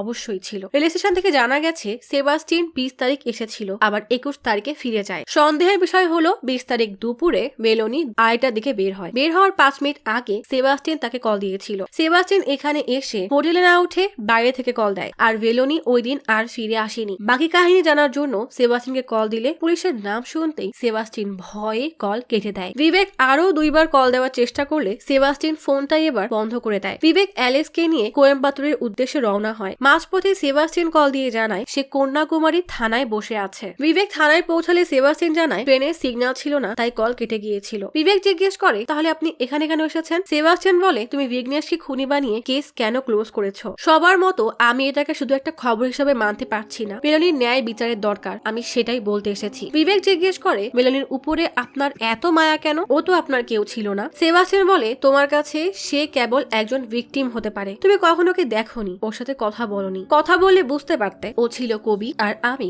নোভেলিস্ট। ওর বাবা ছিল না আর আমার ছিল না মেয়ে। আমাদের সম্পর্ক তোমরা বুঝবে না। বিবেক জিজ্ঞেস করে আপনি কি অটোপাড়ায় গিয়েছিলেন? সেটা জানতেই আপনাকে কল দিয়েছিলাম। মিডিয়া আর বাকিদের জন্য কেস বন্ধ হয়ে গেল, আমার জন্য কেসটা বন্ধ হয়নি। আমি এই রহস্যের শিকড় বের করতে চাই। আপনি যে প্রশ্নের উত্তর খুঁজছেন আমিও সেটাই খুঁজছি। মেলোনির খুনি যেই হোক না কেন, যেই তাকে বাঁচানোর চেষ্টা করবে আমি তাকে ছাড়বো না। সেবাস্টিন রুবির কাছে এসে জানায় মেলোনি তার মেয়ের মতো ছিল, প্রায় তার সাথে ফোনে কথা হতো। সেবাস্টিনের স্ত্রী বলতো মেলোনিকে তাদের বাসায় গিয়ে থাকতে, কিন্তু মেলোনি মাকে জিজ্ঞেস করতে ভয় পেত। রুবি বলে ও আপনার সম্পর্কে কথা বলতো, কিন্তু আমাদের সম্পর্ক সাধারণ মা মেয়ের মতো ছিল না। সেবাস্টিন বলে তা আমি জানি, ও তোমাকে অনেক ভালোবাসতো, ওর জন্যই তুমি দ্বিতীয় বিয়ে করনি আর সব ধরনের মুসিবত থেকে ওকে সামনে রেখেছো। ওর নিজেকে অপরাধী মনে হতো। রুবি মেয়ের এমন কথা জেনে কান্না করে বলে ওর সাথে ঝগড়া হলেই ও বেকিং রুমে চলে যেত, ঠিক ওর বাবার মতো। এদিকে বিবেক পড়ে যায় রহস্যের বেড়া জালে। সেবাস্টিনের কথা আর কাজে কোনো মিল পায় না। আসলে দুনিয়ার মানুষ চেনাটাই সবচেয়ে কঠিন কাজ। কেস ক্লোজ হয়েছে 6 মাস হয়ে গেছে। এতদিনে সেবাস্টিন কেন সামনে আসলো না? আর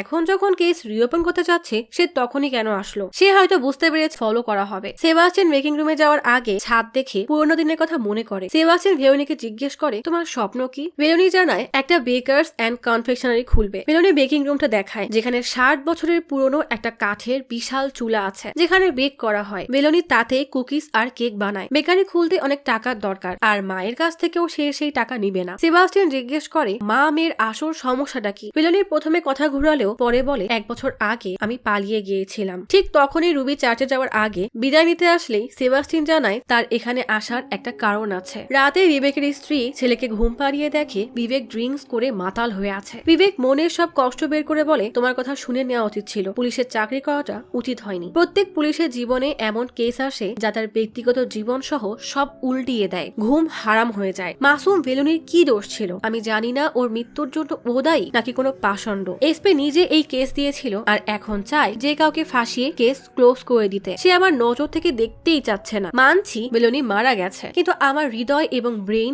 বারবার বলছে আসল খুনিকে খুঁজে বের করতে। আমি এখন কি করব? সবাই যার যার মতো গল্প শোনাচ্ছে আর মানুষও বিশ্বাস করে নিচ্ছে। বেচারি কি চাইতো, কি অপছন্দ বা পছন্দ করতো, কেউ কিছুই জানে না। ওর মা, ক্লাসমেট, হবু স্বামী, কেউ কিচ্ছু জানে না। কাকে জিজ্ঞেস করব? মেয়েটা মরে গিয়েও আমাকে মুগ্ধ করে গেছে। একটা কথা শিওর, ও ভালো মেয়ে ছিল, কিন্তু লোকে ওর চরিত্র খারাপ বানিয়েছে। আমি এটা জানতে চাই না কে ওকে খুন করেছে, কিন্তু এটা জানা প্রয়োজন যে ওর মনে আসলে কি ছিল। স্বামীর মুখে অন্য নারীর জন্য এমন অনুভূতি শুনে বিবেকের স্ত্রী সেই মুহূর্তেই ছেলেকে নিয়ে কান্না করতে করতে বাপের বাড়ি চলে যায়। পরিবার জিজ্ঞেস করে কি হয়েছে। বিবেকের স্ত্রী বলে তোমার জামাই অন্য মেয়েকে পছন্দ করে। আসলে কোন স্ত্রী স্বামীর মুখে অন্য নারীর প্রশংসা শুনতে পারে না, হোক সেটা মৃত বা জীবিত। বেলনির আত্মা দেখে সন্তোষের মায়ের কাঁপুনি দিয়ে জ্বর আসে। সে কিছুতেই চোখ মেলতে চায় না। সানি অনেক জোর করে ব্যান্ডেজ পরিবর্তন করে, কিন্তু সন্তোষের মা বেলনির আত্মা দেখে আবারও চিৎকার করে। সন্তোষ বিরক্ত হয়ে বলে যদি মা না চুপ করে তাহলে তাকে মেরে ফেলতে হবে। সানি এবার দেয় এক ধমক। 3 ভাই বন্দুক নিয়ে শিকারের জন্য বের হয়। যাওয়ার সময় ছোট এক মেয়েকে মায়ের দেখাশোনার জন্য রেখে যায়। রাতে সন্তোষের মা বেলনির আত্মার ভয়ে জোরে চিৎকার দিয়ে বলে কল করো, আমি সব সত্য বলে দিব। মেয়েটা সন্তোষের মাকে শান্ত করে বলে আচ্ছা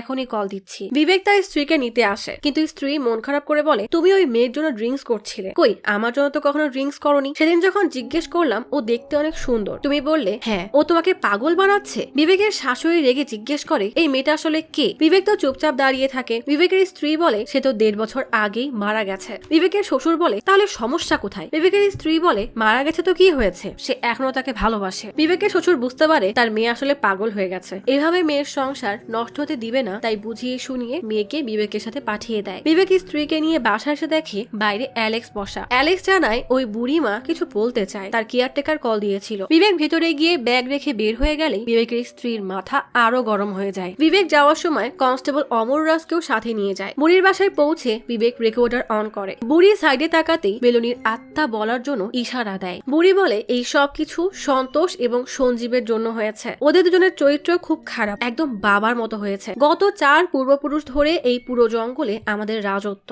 আমরা যা খুশি তাই করতাম, কেউ কোনো আঙ্গুল তুলতো না।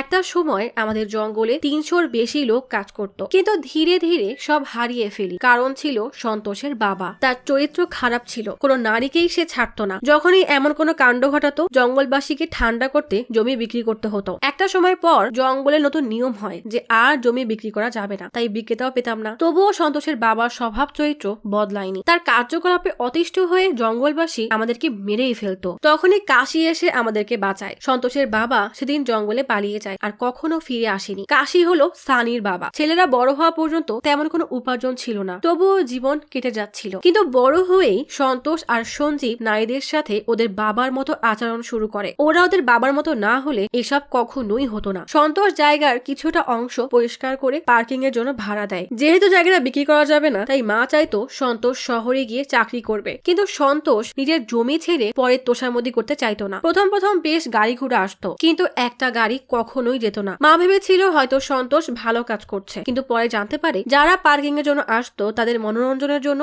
সন্তোষ মেয়ে রেডি করে রাখতো। জায়গার সাথে সাথে দালালি করার জন্য ভালো টাকা আসতো। মা বকাশকা শুরু করলে সন্তোষ বুঝিয়ে বলে জায়গা বিক্রি করা যাবে না, এখানে ক্ষেত খামারি করেও লাভ নেই, তাই এটাই ঠিক। সন্তোষ ওয়াদা করে এই জায়গাকে সে আগের মতো করে দিবে। সন্তোষের মন মতোই দিনকাল চলছিল, কিন্তু যেদিন থেকে ওই লোকটা এসেছে সেদিন থেকেই সমস্যা তৈরি হয়। কালো রঙের বেশ দামি একটা গাড়ি করে এক লোক আসতো, অনেক টাকা দিত, আর সে থাকলে সন্তোষ কাউকেই সুযোগ দিত না। বেশি টাকা দেওয়াতে সন্তোষ মাঝে মাঝে বাইরে থেকে মেয়ে নিয়ে আসতো, মেয়েদের সাথে পশুর মতো আচরণ করত। একবার এক ড্রাইভার এটা নিয়ে ঝামেলা করলে লোকটা সেই ড্রাইভারকেই মেরে ফেলে। সন্তোষ ভয় পেলে লোকটা বলে এটা আমার প্রতিদিনের কাজ, তুই ট্রাকে তোল, বাকিটা আমি দেখবো। লোকটা সন্তোষকে বলে এসবের জন্য আরো টাকা দিবে, আর একটা কাজ করতে হবে, লোকটার জন্য যুবতী মেয়েদেরকে নিয়ে আসতে হবে। টাকার লোভে পড়ে ভালো মন্দ চিন্তা না করেই সন্তোষও কাজে লেগে পড়ে। একদিন এক কলেজের মেয়েরা সেখানে ঘুরতে আসে। সঞ্জীব এক মেয়েকে একা জঙ্গলের দিকে যেতে দেখে সানিকে ডাকে। মা এসব করতে বারণ করে। তখনই ভেলোনি এসে পানি চায়। ভেলোনিকে সন্তোষের মা আমলকি খেতে দেয়। ভেলোনি সরল মনে তার জীবন কাহিনী বলতে থাকে। ঝামেলার জীবন থেকে মুক্তি পেতে ভেলোনির টাকার দরকার ছিল, তাই সন্তোষের মা ভেলোনিকে অফার দেয়। বোকা ভেলোনিও তার অতিষ্ঠ জীবন থেকে মুক্তি পেতে হ্যাঁ বলে দেয়, কারণ বিঘ্নেশকে সে ভালোবাসে না। তবুও তাকে বিয়ে করার থেকে তো এইভাবে টাকা উপার্জনই ভালো মনে হয়, কিন্তু সে জানতো না তার সাথে কি হতে যাচ্ছে।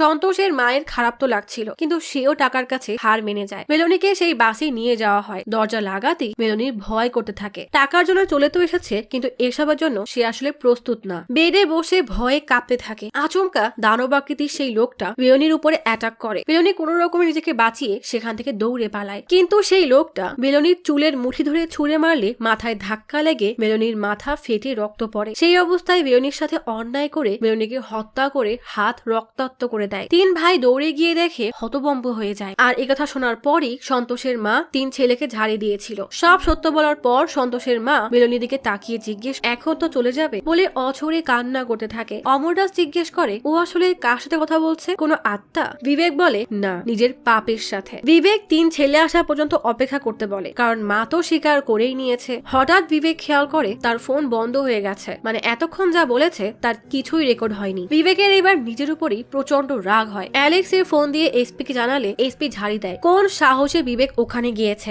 আইজি প্রেস ডেকে কেস ক্লোজ করে দিয়েছে, তাহলে কেন আবার বিবেক এটা ওপেন করতে চাচ্ছে? আর সন্তোষ কাস্টাডিতে থাকা অবস্থায় মিনিস্টার কল দিয়ে তাকে ছাড়িয়েছিল। বিবেক বলে ওদের মা সব স্বীকার করে নিয়েছে, তাহলে কেস কেন ক্লোজ করতে চাচ্ছেন? আর চতুর্থ লোকটা কে সেটা আমাদের জানতে হবে। তাকে গ্রেফতার না করা পর্যন্ত আমি কিভাবে শান্তি পাবো? কেয়ারটেকার অ্যালেক্সকে কিছু জানালে অ্যালেক্স দৌড়ে বিবেকের কাছে আসে। এসপি রেগে কল কেটে দিতেই অ্যালেক্স জানায় সন্তোষের মা মারা গেছে। আসামিদের শাস্তি দেওয়ার একমাত্র সাক্ষ্যকেও বিবেক হারিয়ে ফেলে। বিবেক এসপি কে কল দিয়ে সন্তোষের মায়ের মৃত্যুর কথা জানিয়ে বলে তার 3 ছেলেকে গ্রেফতার করতে চাই। এসপি জিজ্ঞেস করে, বয়ান দেওয়ার সময় লোকাল কোনো পুলিশ ছিল বা কোনো ভিডিও? বিবেক বলে, না। এসপি বলে, তাহলে কিসের ভিত্তিতে গ্রেফতার করতে চাও? যদি ওরা কেস ফাইল করে উল্টা তোমারই চাকরি যাবে, তাই আমার কথা শোনো, ওরা আসার আগে ওখান থেকে বের হও। বিবেক নিরুপায় হয়ে কেয়ারটেকারকে ওই অবস্থায় রেখে চলে যায়। মাঝপথে অমররাজ বলে, এতদূর এসে কি হলো? এসপি তো আমাদেরকে সাপোর্ট করছে না। এই কথা শুনে বিবেক জোরে ব্রেক করে। গাড়ি থেকে নেমে অমররাজের ফোন দিয়ে কাউকে কল দেয়। এদিকে বিবেকের স্ত্রী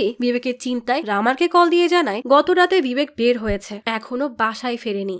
বিবেক ফরেস্ট অফিসারদেরকে ডেকে নিয়ে আসে। 3 ভাই স্বীকার করছে সেই বাহানায় ওদের গ্রেফতার করা হবে। ফরেস্ট অফিসাররা প্ল্যান বানিয়ে জঙ্গলের ভেতরে এসে বিবেককে সেফটির জন্য বন্দুক দেয়। অমররাজকে সন্তোষের বাসায় পাঠিয়ে সবাই মোটর রুমে লুকিয়ে পড়ে। বেশ কিছুক্ষণ অপেক্ষা করার পর ফরেস্ট অফিসার ছিদ্র দিয়ে খেয়াল করে কেউ আসছে। সবাই অ্যালার্ট হলে অফিসার বলে, আমি তো কুকুরকে ভিতরে আনার কথা ভুলেই গেছি। 3 ভাই বন্য প্রাণী শিকার করে নিয়ে আসছে। সামনেই কুকুর। মোটর রুমের সামনে আসতেই কুকুরটা মানুষের গন্ধ পেয়ে ঘেউ ঘেউ শুরু করে দেয়। কুকুরের এমন অনবরত ডাক শুনে সানির কেমন যেন সন্দেহ হয়। ভালো করে মোটর রুমের দিকে তাকিয়ে দেখে ভিতরে কিছু জুতা দেখা যাচ্ছে। সন্তোষ আর সঞ্জীবকে সতর্ক করলে শিকার ফেলেই 3 জন জঙ্গলের ভেতরে দৌড়ায়। বিবেকরাও তার পিছু নেয়। বিবেক আর ফরেস্ট অফিসাররা অনবরত গুলি করতেই থাকে, কিন্তু একটাও তাদের গায়ে লাগে না। 3 জন 3 দিক থেকে আলাদা হয়ে যায়। এক পর্যায়ে তারা সঞ্জীবকে ধরে ফেলে। বিবেক আর আরেক অফিসার সন্তোষের পিছনে পড়ে। গুলি করে সন্তোষের বন্দুক ফেলে দিয়ে সন্তোষকে ধরতে গেলেই সন্তোষ হাত দিয়ে মারা শুরু করে।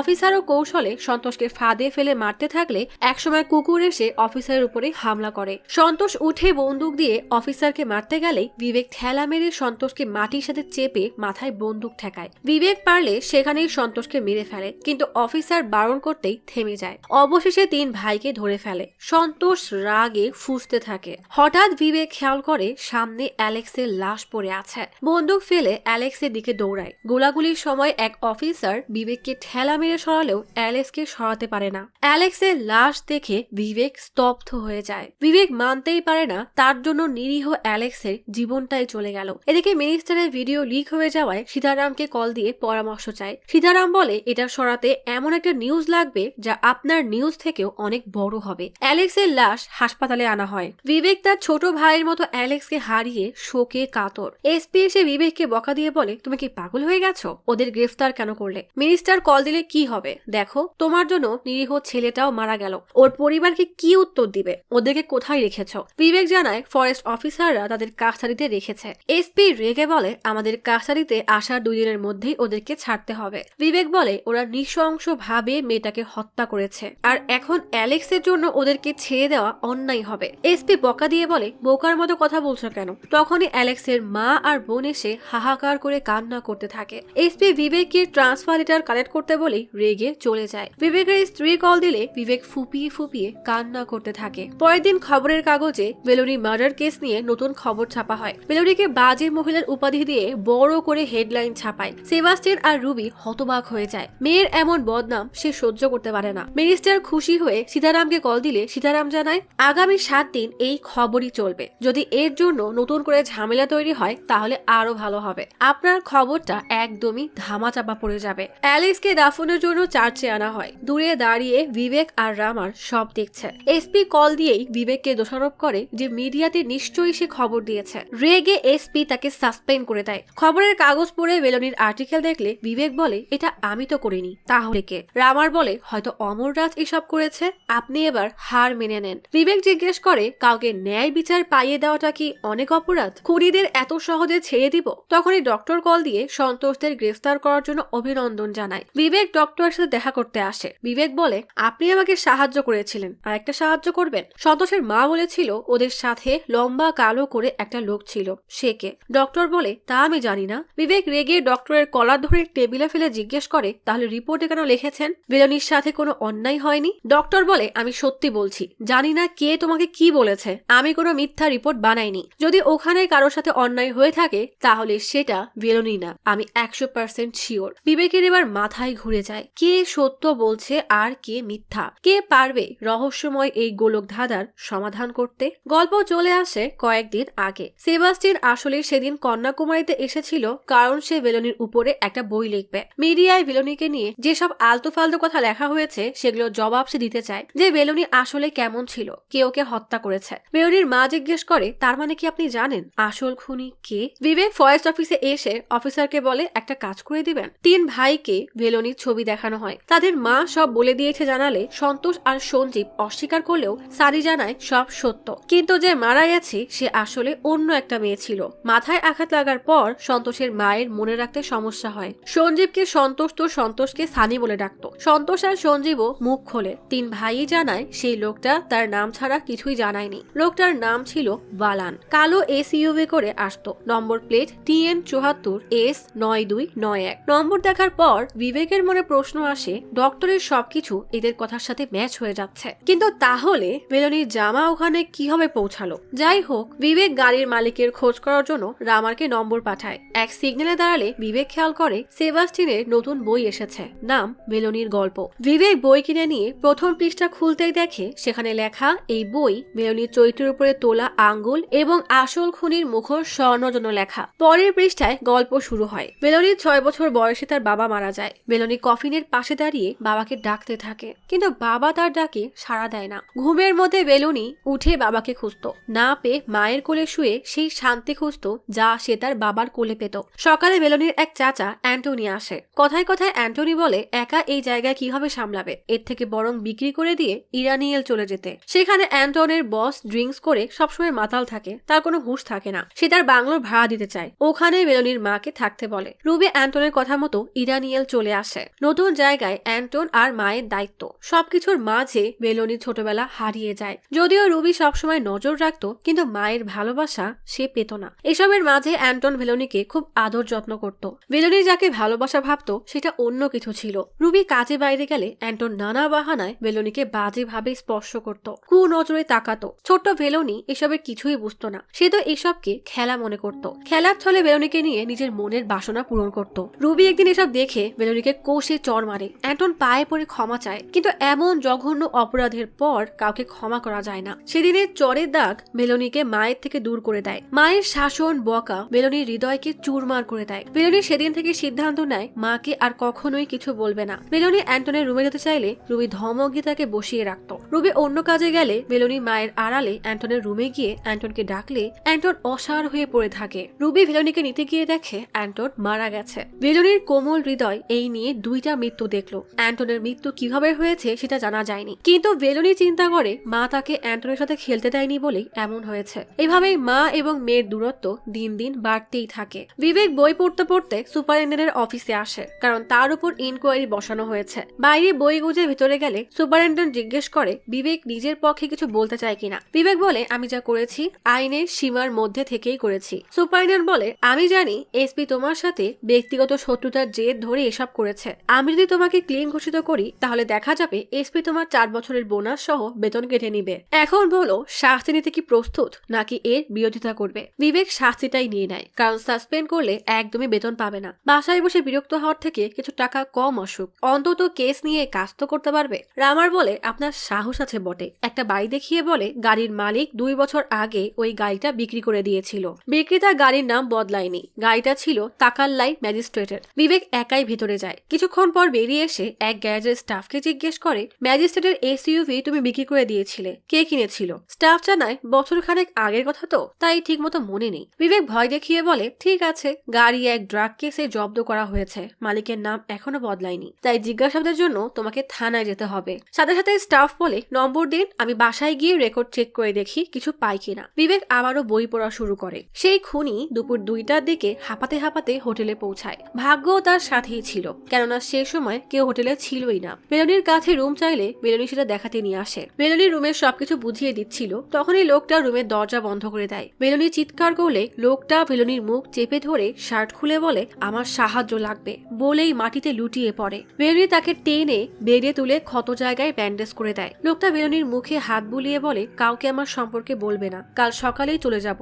বেলনির জামায় রক্ত লেগে যাওয়ায় সে রুমে গিয়ে ড্রেস চেঞ্জ করে। লোকটার জ্ঞান ফিরতেই খেয়াল করে বেলনি সামনেই বসে আছে। বেলনি জানায় সে কাউকে কিচ্ছু বলেনি, মাও নেই, কিন্তু কাল চলে আসবে। তুমি কে আর এসব কিভাবে হলো? লোকটা কোনো উত্তর দিতে চায় না। বেলনি জোর করলে লোকটা কাছে ডেকে বসিয়ে মুখে হাত বুলিয়ে বলে তোমাকে বললে তোমাকে মেরে ফেলতে হবে। বেলনি তাও জোর করলে লোকটা কাছে টেনে বিড়বিড় করে কিছু বলে। বেলনি জিজ্ঞেস করে তুমি কি তাহলে আমাকে মেরে ফেলবে? লোকটা বলে না। বেলনি মুচকি হাসি দিয়ে চলে যায়। পরের দিন জন বেলনিকে জিজ্ঞেস করে 12 নম্বর রুমে কি এসেছিল? রেজিস্টারে কোনো এন্ট্রি নেই, আমাকে টাকা দিয়ে চলে গেল। বেলনি দৌড়ে রুমে যায়। বেডে বসে লোকটাকে অনুভব করে। হঠাৎ খেয়াল করে একটা টিকিট পড়ে আছে। 2 দিন পর স্কুল থেকে ফেরার সময় বেলনি খেয়াল করে লাল গাড়িতে সেই লোকটা দাঁড়িয়ে আছে। বেলনির বাস আসলেও বেলনি দাঁড়িয়ে থাকে। বেলনির বান্ধবী টেনে নেয়, তবুও বেলনি যায় না। বেলনি লোকটার সাথে তার গাড়ি করে নিরিবিলি এক জায়গায় আসে। বেলনি বলে তোমার নম্বর দেখেছিলাম, কিন্তু জানতাম তুমি নিজেই আসবে, তাই কল দেইনি। লোকটা বলে তোমাকে যা বলেছিলাম সেটা কাউকে বলবে না। আচ্ছা বলো সেদিন তুমি আমার সাহায্য কেন করেছিলে? বেলনি কোনো জবাব না দিয়ে চলে যায়। বেলনি লোকটাকে ভালোবেসে ফেলে। ভালোবাসা এমন এক জিনিস যার রং রূপ দেখে হয় না, ব্যাস হয়ে যায়। প্রেমিক কোনো খুনি হোক না কেন, প্রেম হলে প্রজাপতি উড়ে বেড়ায়। বেলনির সাথেও ঠিক তেমনটাই হয়েছিল। সবকিছু রঙিন মনে হচ্ছিল, কিন্তু বেলনির খুশি বেশিক্ষণে স্থায়ী হয় না। রুবি সেই রক্তমাখা জামা দেখে মনে করে বেলনি হয়তো কারোর সাথে কিছু করেছে। রুবি বেলনির কোনো কথা না শুনেই তাকে মারতে থাকে। বেলনিকে ঘর বন্দি করে ফেলে। বেলনির জন্য তার ফ্যানরা অপেক্ষা করতে থাকে। রুবি চা নিয়ে যায়, কিন্তু বেলনিকে কোথাও পায় না। পুরো হোটেলের কোথাও বেলনি নেই। বেলনি তখন সেই লোকটার সাথে গ্রামের মাঝে হারিয়ে যায়। প্রকৃতির মুক্ত হাওয়া নিতে পেরে বেলনি বলে সে আর কখনো বাসায় ফিরবে না। এদিকে তো বেলনির মা বিঘ্নেশকে নিয়ে থানায় কমপ্লেন করে। লোকটা বেলনিকে তার গ্রামে নিয়ে আসে, রান্না করে খাওয়ায়। বেলনি বলে সেদিন তুমি যখন আমার কাছে এসে আমার মুখ চেপে ধরেছিলে, তখন আমার ছোটবেলার কথা মনে পড়ে গিয়েছিল। তোমার সাথেই আমার ভালো লাগে, তাই বেলনি লোকটার কাছে নিজেকে বিলিয়ে দেয়। সকালে ঘুম থেকে উঠে দেখে লোকটা কোথাও নেই। বাইরে খুঁজতে গেলে এক মহিলা জানায় সে চলে গেছে। বেলনি মহিলাটির পরিচয় জানতে চাইলে সে জানায় সে আসলে ওই লোকটার স্ত্রী। বেলনির চোখ ছলছল করে ওঠে, এত বড় ধোঁকা। মহিলার কাছ থেকে ফোন নিয়ে লোকটাকে কল দিলে লোকটা বেপরোয়ার মতো বলে এসব আমার কাছে কিছুই না, তোমাকে আমি আটকাইনি কারণ তুমি আমাকে ভালোবাসো, এখন আমার দোষ কেন দিচ্ছ? বেলনি নিজের ভুল বুঝতে পেরে নিরাশ হয়ে কান্না করতে বসে। লোকটার স্ত্রী এসে বলে বাসায় যাওয়ার টাকা আছে? মহিলাটি বাইকে করে বেলনিকে বাস স্টেশনে নামিয়ে দিয়ে আসে। বেলনি ফিরে আসলেই বিঘ্নেশের সাথে তার বিয়ে ঠিক হয়, কারণ এত কিছুর পরও বিঘ্নেশ বেলনিকে বিয়ে করতে চায়। এত বড় ধাক্কা খাওয়ার পরও মা কর্কশভাবে বেলনিকে বলে যা হয়েছে একটা দুঃস্বপ্ন মনে করে ভুলে যাও, সব ঠিক হয়ে যাবে। বেলনির মা যদি বকা না দিয়ে এসব বলতো তাহলে হয়তো বেলনি ট্রমা থেকে বের হয়ে আসতো, কিন্তু আফসোস মা মেয়ের মধ্যে সেই সম্পর্ক কখনোই ছিল না। তাই বেলনি মনে করে ওই লোকের সাথেই বেলনি সুখে থাকবে, তার কাছে ভিক্ষা চায়, কান্নাকাটি করে। বেলনিকে মেয়ে নিতে বলে। কিছুতেই যখন লোকটা রাজি হচ্ছিল না, বেলনি ভয় দেখায় লোকটার সম্পর্কে সবাইকে জানিয়ে নিজেকে শেষ করে দিবে। ভয় লোকটা বলে ঠিক আছে, কাল আমার সাথে দেখা করো। খুশিতে বেলনি সাজুগুজু করে বের হয়। শেষবারের মতো বাসাকে দেখে সেখানে স্মৃতিগুলো ভুলে চোখ বন্ধ করে নতুন স্বপ্ন আর আশা নিয়ে বেলনি অ্যাঞ্জেল লস থেকে বের হয়। কিন্তু আজ বেলনির কবরে ঘাস জেগে আছে। সেবাস্টিন তার বইয়ের শেষ লাইন পড়ে শোনানোর পর অ্যাসোসিয়েশনের এক লোক জিজ্ঞেস করে মৃত্যুর পরও নারীদের চরিত্র নিয়ে কথা বলার বিরুদ্ধে আমরা কি আন্দোলন করব? হয়তো আপনার এই বই আমাদেরকে সাহায্য করবে, কিন্তু আমরা এটা কিভাবে বিশ্বাস করব আপনি যা লিখেছেন সেটা সম্পূর্ণ সত্য? সেবাস্টিয়ান বলে, আমি ওকে চিনতাম, ঘন্টার পর ঘন্টা ওর সাথে কথা বলতাম। যদি এসব মিথ্যা হয় তাহলে সেই লোককে ধরে নিয়ে আসেন, সে সত্য বলুক। এক মেয়ে জিজ্ঞেস করে লোকটার নাম কেন বলেননি। সেবাস্টিয়ান জানায় সত্যি বলতে নাম সেবাস্টিয়ান নিজেও জানে না। আরেকজন জিজ্ঞেস করে এসব তথ্য পুলিশকে কেন দেওয়া হয়নি। সেবাস্টিয়ান বলে, আমি একজন লেখক, লেখার মাধ্যমে নিজেকে প্রকাশ করি, যা বলার তা লিখে দিয়েছি, বাকিটা পুলিশ কি করবে তারাই জানে। তখন বিবেক জিজ্ঞেস করে এত কষ্টের কি ছিল, 2 মাস আগে যখন দেখা হয়েছিল তখন সব বলে দিতেন। সেবাস্টিয়ান ঘাবড়ে বিবেককে আলাদা কথা বলতে ডাকে। বিবেক মানা করে দেয়, কারণ সে জানে একা হলে সে সব সত্য বলবে না, তাই সবার সামনেই কথা বলতে বলে। ওই লোকটার আসলে পরিচয় জানান, এসব বাস্তব নাকি কাল্পনিক, আমি সবকিছু জবাব চাই। সেবাস্টিয়ান চুপ করে থাকলে বিবেক বলে, আপনার গত 3টা নোবেল ফ্লপ হয়, তাই এই নোবেলকে রোমাঞ্চকর আর চাঞ্চল্যকর বানাতে মেলোনির উপর এমন নোবেল লেখেন, সবকিছু পাবলিসিটি পাওয়ার জন্য, তাই না? আপনি না বলেছিলেন মেলোনি আপনার মেয়ের মতো? সেবাস্টিয়ান বলে, আমি কাউকে বদনাম করিনি, শুধু কল্পনা থেকে ওর সম্মান বাঁচানোর চেষ্টা করেছি। সেবাস্টিয়ানের মুখ থেকে সত্যটা আসলে বের হয়েই আসে। বিবেক বলে, আপনার বই পড়ে যে প্রশ্ন আমার মাথায় এসেছিল আপনি তার জবাব নিজে দিয়ে দিয়েছেন। এই কেস এখনো ক্লোজ হয়নি, আমি তদন্ত চালিয়ে যাব। আর হ্যাঁ, আপনাকে সবার সামনে লজ্জা দেওয়ার কোনো উদ্দেশ্য আমার ছিল না, ক্ষমা করবেন। সেবাস্টিয়ান অপমানিত হয়ে চুপচাপ চলে যায়। রুবি জনকে সাথে নিয়ে বাসা দেখতে আসে। রুবি মেয়েকে হারিয়ে আর সেই হোটেলে থাকতে চায় না, তাই হোটেল বিক্রি করে দিয়ে অন্য জায়গায় চলে যাবে, যেখানে মেলোনির স্মৃতি কিছুটা হলেও ভুলতে পারবে। বিবেক রামার গ্যারেজের স্টাফের সাথে এক চাচার সাথে দেখা করতে আসে। চাচা জানায় সে ওই লোককে গাড়ি কিনতে সাহায্য করেছিল, কিন্তু সে চাচাকে কমিশন দেয়নি। বিবেক জিজ্ঞেস করে সে কি ভালান? চাচা বলে, না, তার নাম পল সিঙ্গাম। ভালান নামের কাউকে তো আমি চিনি না। কমিশন না দেওয়ায় পলকে পুলিশের ভয় দেখালে পল চাচাকে অনেক মেরেছিল। এখানের এসপি চাচার বন্ধু বলে অভিযোগ করেছিল পলকে চাচা আগেও 2টা অটো আর ছোট গাড়ি কিনে দিয়েছিল।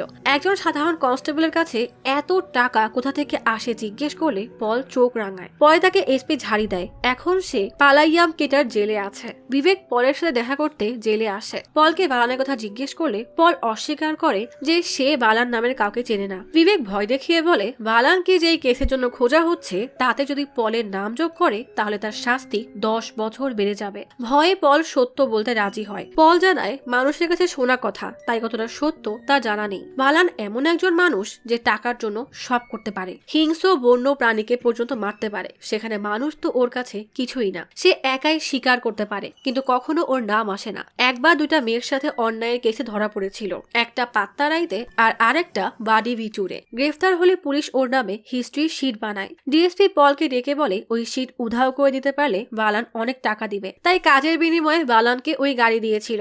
ডিএসপির নাম ছিল ধানা শেখর। এক কেস সামলাতে গিয়ে সে মারা যায়। বিবেক জিজ্ঞেস করে তা তোমার গাড়ি ওর কাছে গেল কিভাবে? পল জানায় 2 দিনের জন্য ধার চেয়েছিল, পরে আর ফেরত দেয়নি, আর ও এতটাই ভয়ানক ছিল যে ভয়ে আমি ফেরত চাইতেও পারিনি। বিবেক বলে ওকে গ্রেফতার করতে হবে, ওর গ্রাম কিংবা ঠিকানা লাগবে। পল জানায় সেটা রেকর্ডে ছিল, কিন্তু এখন তো সেটা নাই। তবে ও বলেছিল কন্যাকুমারীতে ওর নামে 2টা কেস হয়েছিল, তবে সেটা কোন থানায় তা জানি না। বিবেক সব থানার এসআই এর তথ্য বের করে তাদের কল দিয়ে গত 5 বছরের সব অন্যায়ের কেসের রিপোর্ট চায়। রামারও বেশ কয়েকটা থানায় কল দেয়। খোঁজ করতে করতে বিবেক এসআই বারুলের সন্ধান পায়। বারুল জানায় কেসটা 2017 ছিল। বালান রিমান্ডে থাকাকালীন তার মা অসুস্থ হয়ে পড়লে ডিএসপি তার গ্রামে নিয়ে যেতে বলেছিল। তার দিক নির্দেশনায় গ্রামে নামিয়ে দিয়ে আসে, কিন্তু 2 মাস পর নিতে গেলে সেই বাসা আর খুঁজে পায় না। বিবেক রুট জিজ্ঞেস করলে বারুল কাগজে আঁকিয়ে রাস্তা বলার চেষ্টা করে। ব্রিজ পার হয়ে 30 মিনিট পর মরুভূমির মতো জঙ্গলে পৌঁছায়। তারপর আর কিছুই মনে নেই, তবে বাসাটা ছিল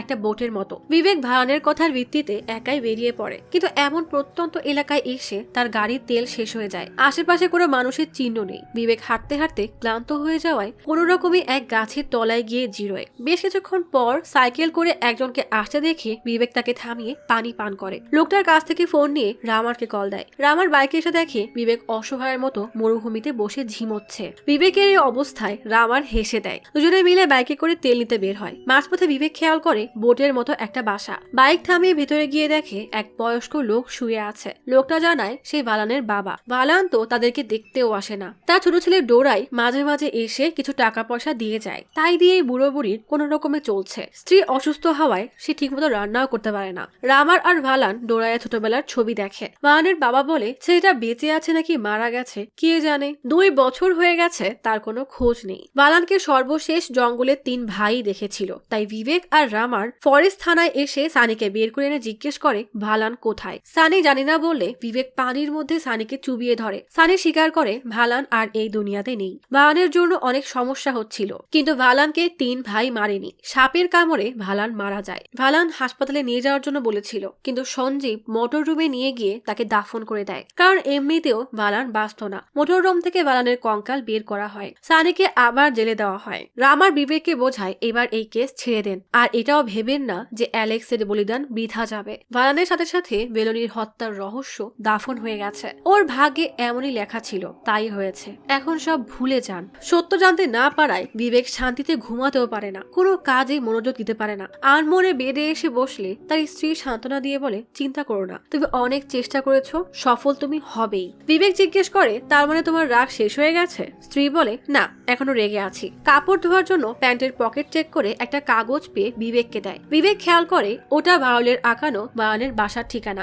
অপর পেজে চার্চের কোনো একটা পেমপ্লেট। সেটা কোনো কাজের না ভেবে ফেলে দিলেও হঠাৎ তার কিছু একটা মাথায় আসে। পেমপ্লেটের তারিখ ক্যালেন্ডারের সাথে মিলিয়ে দেখে তার কিছু একটা খটকা লাগে। তাই বিবেক এবার চার্চে আসে। ফাদারের সাথে কথা বলে ওই পেমপ্লেট সম্পর্কে জিজ্ঞেস করলে ফাদার তার ডায়েরি বের করে বিবেককে কিছু জিনিস জানায়। বিবেক সেবাস্টিনকে কল দিয়ে সেদিন অপমান করার জন্য ক্ষমা চায়, কিন্তু সাথে সেবাস্টিনের সাহায্যও চায়। সেবাস্টিন বলে, তুমি বলেছিলে আমি সব মিথ্যা লিখেছি, কিন্তু না, ওখানে কিছু সত্য ছিল, আরো এমন কিছু আছে যা আমি লিখিনি। সেবাস্টিন তার না লেখা কথাগুলো বিবেককে জানায়। সবকিছু জানার পর এবং সকলের স্টেটমেন্ট আবারও মনে করার পর বিবেক বুঝে যায় আসল খুনি কে। খুনি আর কেউ নয়, বরং মেলোনির নিজের মা রুবি। নিজে বাজে মহিলা হয়ে মেয়ের নামে এইসব কুৎসা রটিয়ে বেরিয়েছে। সে যা যা বয়ান দিয়েছিল সব আসলে মিথ্যা ছিল। না সেদিন মেলোনি চার্চে গিয়েছিল, আর না মেলোনিকে কারোর সাথে কথা বলতে দেখেছে, আর না সেদিন সে মেলোনির সাথে মার্কেটে গিয়েছিল। রুবিকে থানায় ধরে আনা হয়। বিবেক লেডি কনস্টেবল গান্ধীবাণীকে বলে, ডিএসপি 12 ঘন্টা সময় দিয়েছে, আমি শিওর এসবের পেছনে এই মহিলা দায়ী, কিন্তু কোনো প্রমাণ নেই। তুমি ওর মুখ থেকে সত্য বের করো। গান্ধীবাণী লাঠি দিয়ে তার কাজে লেগে পড়ে, কিন্তু রুবি ভীত কণ্ঠে বলে, আপনারা কি বলছেন? আমি কিছুই বুঝতে পারছি না। এদিকে বিবেক আর রামার হোটেল সার্চ করতে আসে। তন্ন তন্ন করে সব রুম চেক করে। রুবি ভয়ে জড়সড় হয়ে বলতে থাকে, আমি কিচ্ছু জানি না। গান্ধীবাণী লাঠির ভয় দেখালে রুবি অজ্ঞান হয়ে যায়। বিবেক আলমারি থেকে একটা মালা আর একটা চিঠি পায়। বিবেক থানায় ফিরে আসলে গান্ধীবাণী জানায় রুবি অনেক ভয় পেয়েছে, এখনো কিছু স্বীকার করেনি। বিবেক রুবির কাছে গিয়ে বলে, দেখো, তোমার বিপক্ষে প্রমাণ আছে, তাই নিজ থেকে ভালোই ভালোই সব স্বীকার করো। রুবি তখনও অস্বীকার করলে বিবেক বলে, সেদিন চার্চের কথা মিথ্যা কেন বলেছিলে, আর আন্টির বাসায় বেলনিকে কে পাঠিয়েছিল? বাধ্য হয়ে রুবি এবার সত্য বলে। সেদিন সকালে বেলনিকে ঘুম থেকে তুলে রুবি নিজেই তার আন্টির বাসায় পাঠানোর কথা বলেছিল। বেলনি অবাক হয়েছিল যে হঠাৎ তার মা এত বদলে গেল কেন, কিন্তু বেলনি খুশিতে বেশি কথা আর বাড়ায় না। বের হওয়ার সময় সেবাস্টিন কল দিলে বেলনি সেবাস্টিনকে এই কথা জানিয়েছিল। বিবেক জিজ্ঞেস করে, তুমি মিথ্যা কেন বললে? আসলে তোমার প্ল্যান কি ছিল? সত্য না বলা পর্যন্ত এখান থেকে যেতে দিব না। রুবি উকিলের দাবি করলে বিবেক আলমারিতে পাওয়া চিঠি বের করে দেখায়। বেলনি সেবাস্টিনকে জানিয়েছিল পালিয়ে যাওয়ার সময় বেলনির মনে যত রাগ, আক্ষেপ আর অভিমান ছিল মাকে নিয়ে সব লিখে তারপর পালিয়েছিল। বিবেক জিজ্ঞেস করে, জানো এই চিঠিতে তোমার সম্পর্কে কি লেখা? রুবি সে চিঠি না পড়ার জন্য অনেক কাকুতি মিনতি করে। গান্ধীবাণী রুবিকে ধরে রাখে। বিবেক এবার চিঠি পড়া শুরু করে। বেলনি লিখেছে, সেদিন স্কুল থেকে ফেরার সময় এক আহত কুকুর দেখতে পাই। ওকে নিয়ে হাসপাতালে গিয়ে ব্যান্ডেজ করিয়েছিলাম। সেখান থেকে আমার জামায় রক্ত লাগে, কিন্তু তুমি আমাকে বিশ্বাস না করে পশুর মতো মারলে কেন? মা, আমি কি তোমার মেয়ে না? নাকি আমাকেও নিজের মতোই ভাবো? আমি তোমাকে খারাপ বলছি না, আমি সেই সত্য জানি যা তুমি আমার থেকে এত বছর লুকিয়ে রেখেছো। আমি তারপরও তোমাকে ভালোবাসি। তোমার যে ইচ্ছা ছিল সেটা আমি জানি। তুমি চাইলে দ্বিতীয় বিয়ে করতে পারতে, তাহলে হয়তো তোমাকে ঘৃণা করব এই ভয় তোমার মনে থাকতো না। তোমার ভয় ছিল সেই লোকটাও আঙ্কেল অ্যান্টনের মতো হবে, কিন্তু তুমি আমাকে তখনও প্রোটেক্ট করনি, বরং আমাকে দূরে সরিয়ে রেখেছো। আমি কতটা সহ্য করেছি তোমার কোনো ধারণাও নেই, কিন্তু আফসোস তুমি আমাকে সান্ত্বনা দেওয়ার জন্য আমার সাথে ছিলে না। যাই হোক, আমি তোমাকে বলতে চাই আমি তোমার মতো না। আমি তোমার মেয়ে ঠিকই, কিন্তু আমি বাবারও মেয়ে। আমার মনে হয় আমি বাবার মতো হয়েছি। আমার সৌন্দর্য কি আমার দোষ? ছেলেটা আমার পিছু করে, তাহলে আমি কি করতে পারি? তোমার প্রতিটা কথা সন্দেহের তীর আমাকে ক্ষত বিক্ষত করে দেয়। আমি নিজের চুল কাটার চেষ্টা করেছি, সৌন্দর্য নষ্ট করতে চেয়েছি যাতে তুমি আমাকে বিশ্বাস করো, কিন্তু কি করব? এটাও তো তোমারই দেওয়া। তুমি আমাকে এত কষ্ট দিয়েছো যে আমি নিজেকে শেষ করার সিদ্ধান্ত নিয়েছি। তুমি এখন শান্তি পাবে যে তোমার আর সন্দেহ করা লাগবে না। ভেলোনি সেবার ফিরে এসে রাতে ওই চিঠিটাই খুঁজছিল। রুবিকে দেখে জড়িয়ে ধরে বলে, সরি, আমি নিজেকে শেষ করতে পারিনি। রুবি কান্না করে বলে সে বেলুনিকে হত্যা করেনি, সে তো তার মেয়েকে ভালোবাসে। বিবেক বলে মানুষের চোখ আর কণ্ঠ মনের আয়না হয়, আর তুমি শুধুমাত্র মাসুম হওয়ার নাটক করছো। আসল সত্য আমি তোমাকে বলছি, বিঘ্নেশের সাথে তোমার অবৈধ সম্পর্ক ছিল, তুমি সেটা চালিয়ে যাওয়ার জন্য তোমার মেয়েকে বিয়ে করতে বাধ্য করো। কিন্তু বিঘ্নেশের নজর পড়ে বেলুনির উপরে। বিঘ্নেশ তোমাকে বাদ দিয়ে বেলুনিকে বেশি গুরুত্ব দিত, এটা তোমার পছন্দ হতো না। তুমি কেমন মা, নিজের শখ মেটাতে মেয়েকেই মেরে ফেললে। রুবি তখনও অস্বীকার করতেই থাকে। বিবেক জিজ্ঞেস করে তুমি ভালানকে বলনি যেন সে বেলুনিকে মেরে ফেলে? রুবি স্বীকার করতে না চাইলে বিবেক টর্চার শুরু করতে বলে। গান্ধীবাণী লাঠি নিয়ে এগিয়ে গেলেই রুবি টেবিল থেকে কাটার নিয়ে তার গলায় পোঁচ দিয়ে দেয়। রুবিকে হাসপাতালে আনা হয়। বিবেক এই কেসের রহস্যের বেড়াজাল থেকে বেরই হতে পারছে না। যখনই মনে হয় সব শেষ, আর কোনো উপায় নেই, তখনই গল্পে চলে আসে নতুন মোড়। সব শেষ হয়ে গেছে ধরেই নিয়েছিল, তখনই রুবির সত্য তার সামনে আসলো। আচ্ছা রামার, তোমার কি মনে হয় রুবি নির্দোষ? ভালানকে বেলুনিকে খুন করার কন্ট্যাক্ট দিলে যখন তার নাম বললাম, রুবি তখন কোনো রিয়াকশন দেয়নি কেন? রামার জিজ্ঞেস করে তাহলেও মিথ্যা কেন বলল?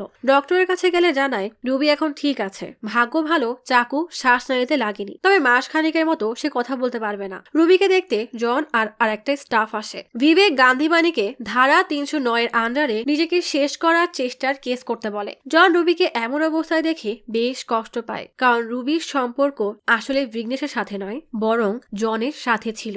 জন অনেকবার তাকে বিয়ের জন্য বলেছিল, কিন্তু রুবি ভেলোনির ভবিষ্যতের কথা ভেবে মানা করে দিত। রুবি যেদিন জানতে পারে সে প্রেগনেন্ট, তখনই প্ল্যান করে বেলুনিকে আন্টির বাসায় পাঠায়, আর ওই সময় হাসপাতালে গিয়ে রুবি অ্যাবর্শন করে আসে। বর্তমানে জন রুবিকে হাসপাতাল থেকে নিয়ে আসার সময় গান্ধীবাণী জানায় 2000 টাকা জরিমানা থানায় দিয়ে আসতে। আত্মীয় হিসাবে জন ফর্মে সাইন করে দেয়। রুবিকে বাসায় এনে জন আফসোস করে বলে কেন আপনি এসব করলেন? আপনার যদি কিছু হয়ে যেত আমিও নিজেকে শেষ করে দিতাম। বিবেক রুবির নিজেকে শেষ করার চেষ্টার কেসের কপি চেক করতে গিয়ে সন্দেহজনক কিছু একটা লক্ষ্য করে জলদি বের হয়ে যায়। জন বলে বেলুনির উপরে আমার খুব রাগ হচ্ছে, বেঁচে থাকতেও আপনাকে জ্বালাতো আর মরেও আপনাকে শান্তি দিচ্ছে না। তখনই কলিং বেল বেজে ওঠে। জন দরজা খুলে দেখে বিবেক এসেছে। বিবেক ভিতরে ঢুকেই এক নাগারে জনকে থাপ্পড় মারতেই থাকে। বিবেক জিজ্ঞেস করে কেন মেরেছি জানিস? জন বলে না। বিবেক জিজ্ঞেস করে ভালান আর তোর সম্পর্ক কি বল। জন জানায় ভালান আসলে জনের বড় ভাই। জনের আসল নাম জন ডোরাই। জন তার মনের কষ্ট ভালানের সাথে শেয়ার করে। রুবি সবসময় তার মেয়েকে নিয়ে পড়ে থাকে। বিয়ের কথা বললেই মেয়ের বাহানা দেয়। একবার মেয়ে পালিয়ে গিয়েছিল, কিন্তু ফিরে আসার পর থেকে রুবি বিয়ে তো দূরের কথা, তার কাছেও ঘেঁষতে দেয় না। এভাবে থাকলে জন বেশি দিন বাঁচবে না। ভাইয়ের কষ্ট দূর করতে ভালান বেলুনিকে মেরে ফেলার প্ল্যান করে। 2 থেকে 1 দিন নজর রাখার পর যেদিন বেলুনি আন্টির বাসার জন্য বের হয়, মাঝপথে ভালান গাড়ি দাঁড় করিয়ে রাখে। বেলুনির সামনে যেতেও পারে না। আচমকাই ভালান ডিক্কি থেকে বের হয়ে বেলুনির হাত মুখ বেঁধে উইন্ডমিলে নিয়ে যায়। হাত মুখ খুলতেই বেলুনি ধাক্কা মেরে পালানোর চেষ্টা করে। ভালান জোরে গলা চাপ দিয়েই ছুরি মারতেই বেলুনি মাথায় আঘাত পায়। বেলুনি নিজেকে বাঁচানোর আপ্রাণ চেষ্টা করে, কিন্তু ভালান বেলুনির সাথে অন্যায় করতে গেলে এক সাপ এসে তাকে কামড় দেয়। তবুও ভালান হার না মেনে বেলুনির গলা চেপে মেরে ফেলে, আর বেলুনির জামা ছিঁড়ে পা বেঁধে সন্তোষদের কাছে যায়। সন্তোষরা এমনিতেও ভালানকে মারার প্ল্যান করছিল,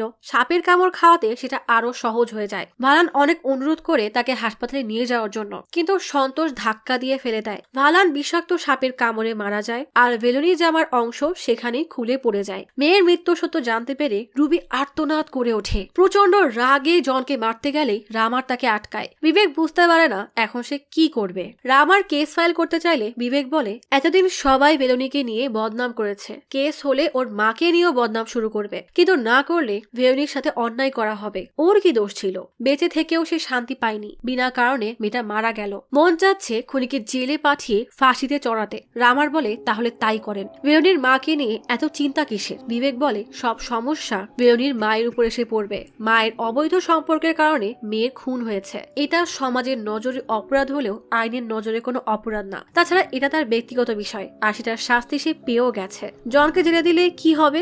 সবাই রোজ সন্ধ্যায় চায়ের আড্ডা বসিয়ে এই নিয়ে সমালোচনা করবে আর মজা নিবে। আমি কার নামে কেস করব? যে হত্যা করেছে তার নামে, নাকি যে সমাজ এভাবে গুজব রটিয়ে তিল তিল করে বেলুনির মাকে মেরেছে? বিবেক কি করবে বুঝতে পারে না। তখনই বেলুনির হাসি মাখা মুখ কল্পনা করে বিবেক জোরে এক চিৎকার দিয়ে ওঠে। অতিরিক্ত নড়াচড়া করার জন্য রুবির রক্তক্ষরণ হয়, তাই ডক্টর আর নার্স এসে তাকে ড্রেসিং করে দেয়। পুলিশ জনকে ধরে নিয়ে যায়। নিউজ চ্যানেলে বিবেকের কথা মতোই নিউজ করা হয়। রুবিকে দোষ দেওয়া হয়। বিবেক রামারকে কল দিয়ে বলে দেখেছো, আমি বলেছিলাম বলছিলাম না, রামার বোঝায় এতে বিবেকের কোনো দোষ নেই, সব সমাজের দোষ। তারা গুজব রটিয়ে অন্যায় করেছে। কল কেটে বিবেক মন খারাপ করে স্ত্রীর কোলে মাথা রেখে শুয়ে বলে, আমি একটা মেয়ে চাই, যাকে এই সমাজে নিয়ে আসবো, তাকে আমি রক্ষা করব। সে নির্দ্বিধায় নিজের ইচ্ছা মতো জীবনযাপন করতে পারবে, কেউ তাকে নিয়ে কিছু বলতে পারবে না। আর এভাবেই বেলুনির কষ্টে ভরা জীবনের রহস্য ফাইনালি সমাধান হয়। আজ তাহলে এখানেই চলে যাচ্ছি। শীঘ্রই ফিরবো নতুন অথবা পুরাতন ইউনিক কোনো মুভির গল্প নিয়ে। ফিরে আসা পর্যন্ত লাইক, কমেন্ট এবং সাবস্ক্রাইব করে অচিরার গপ্পসপের সাথেই থাকুন। পাশে থাকা বেল আইকনটি ক্লিক করে রাখুন। দেখা হবে পরের ভিডিওতে।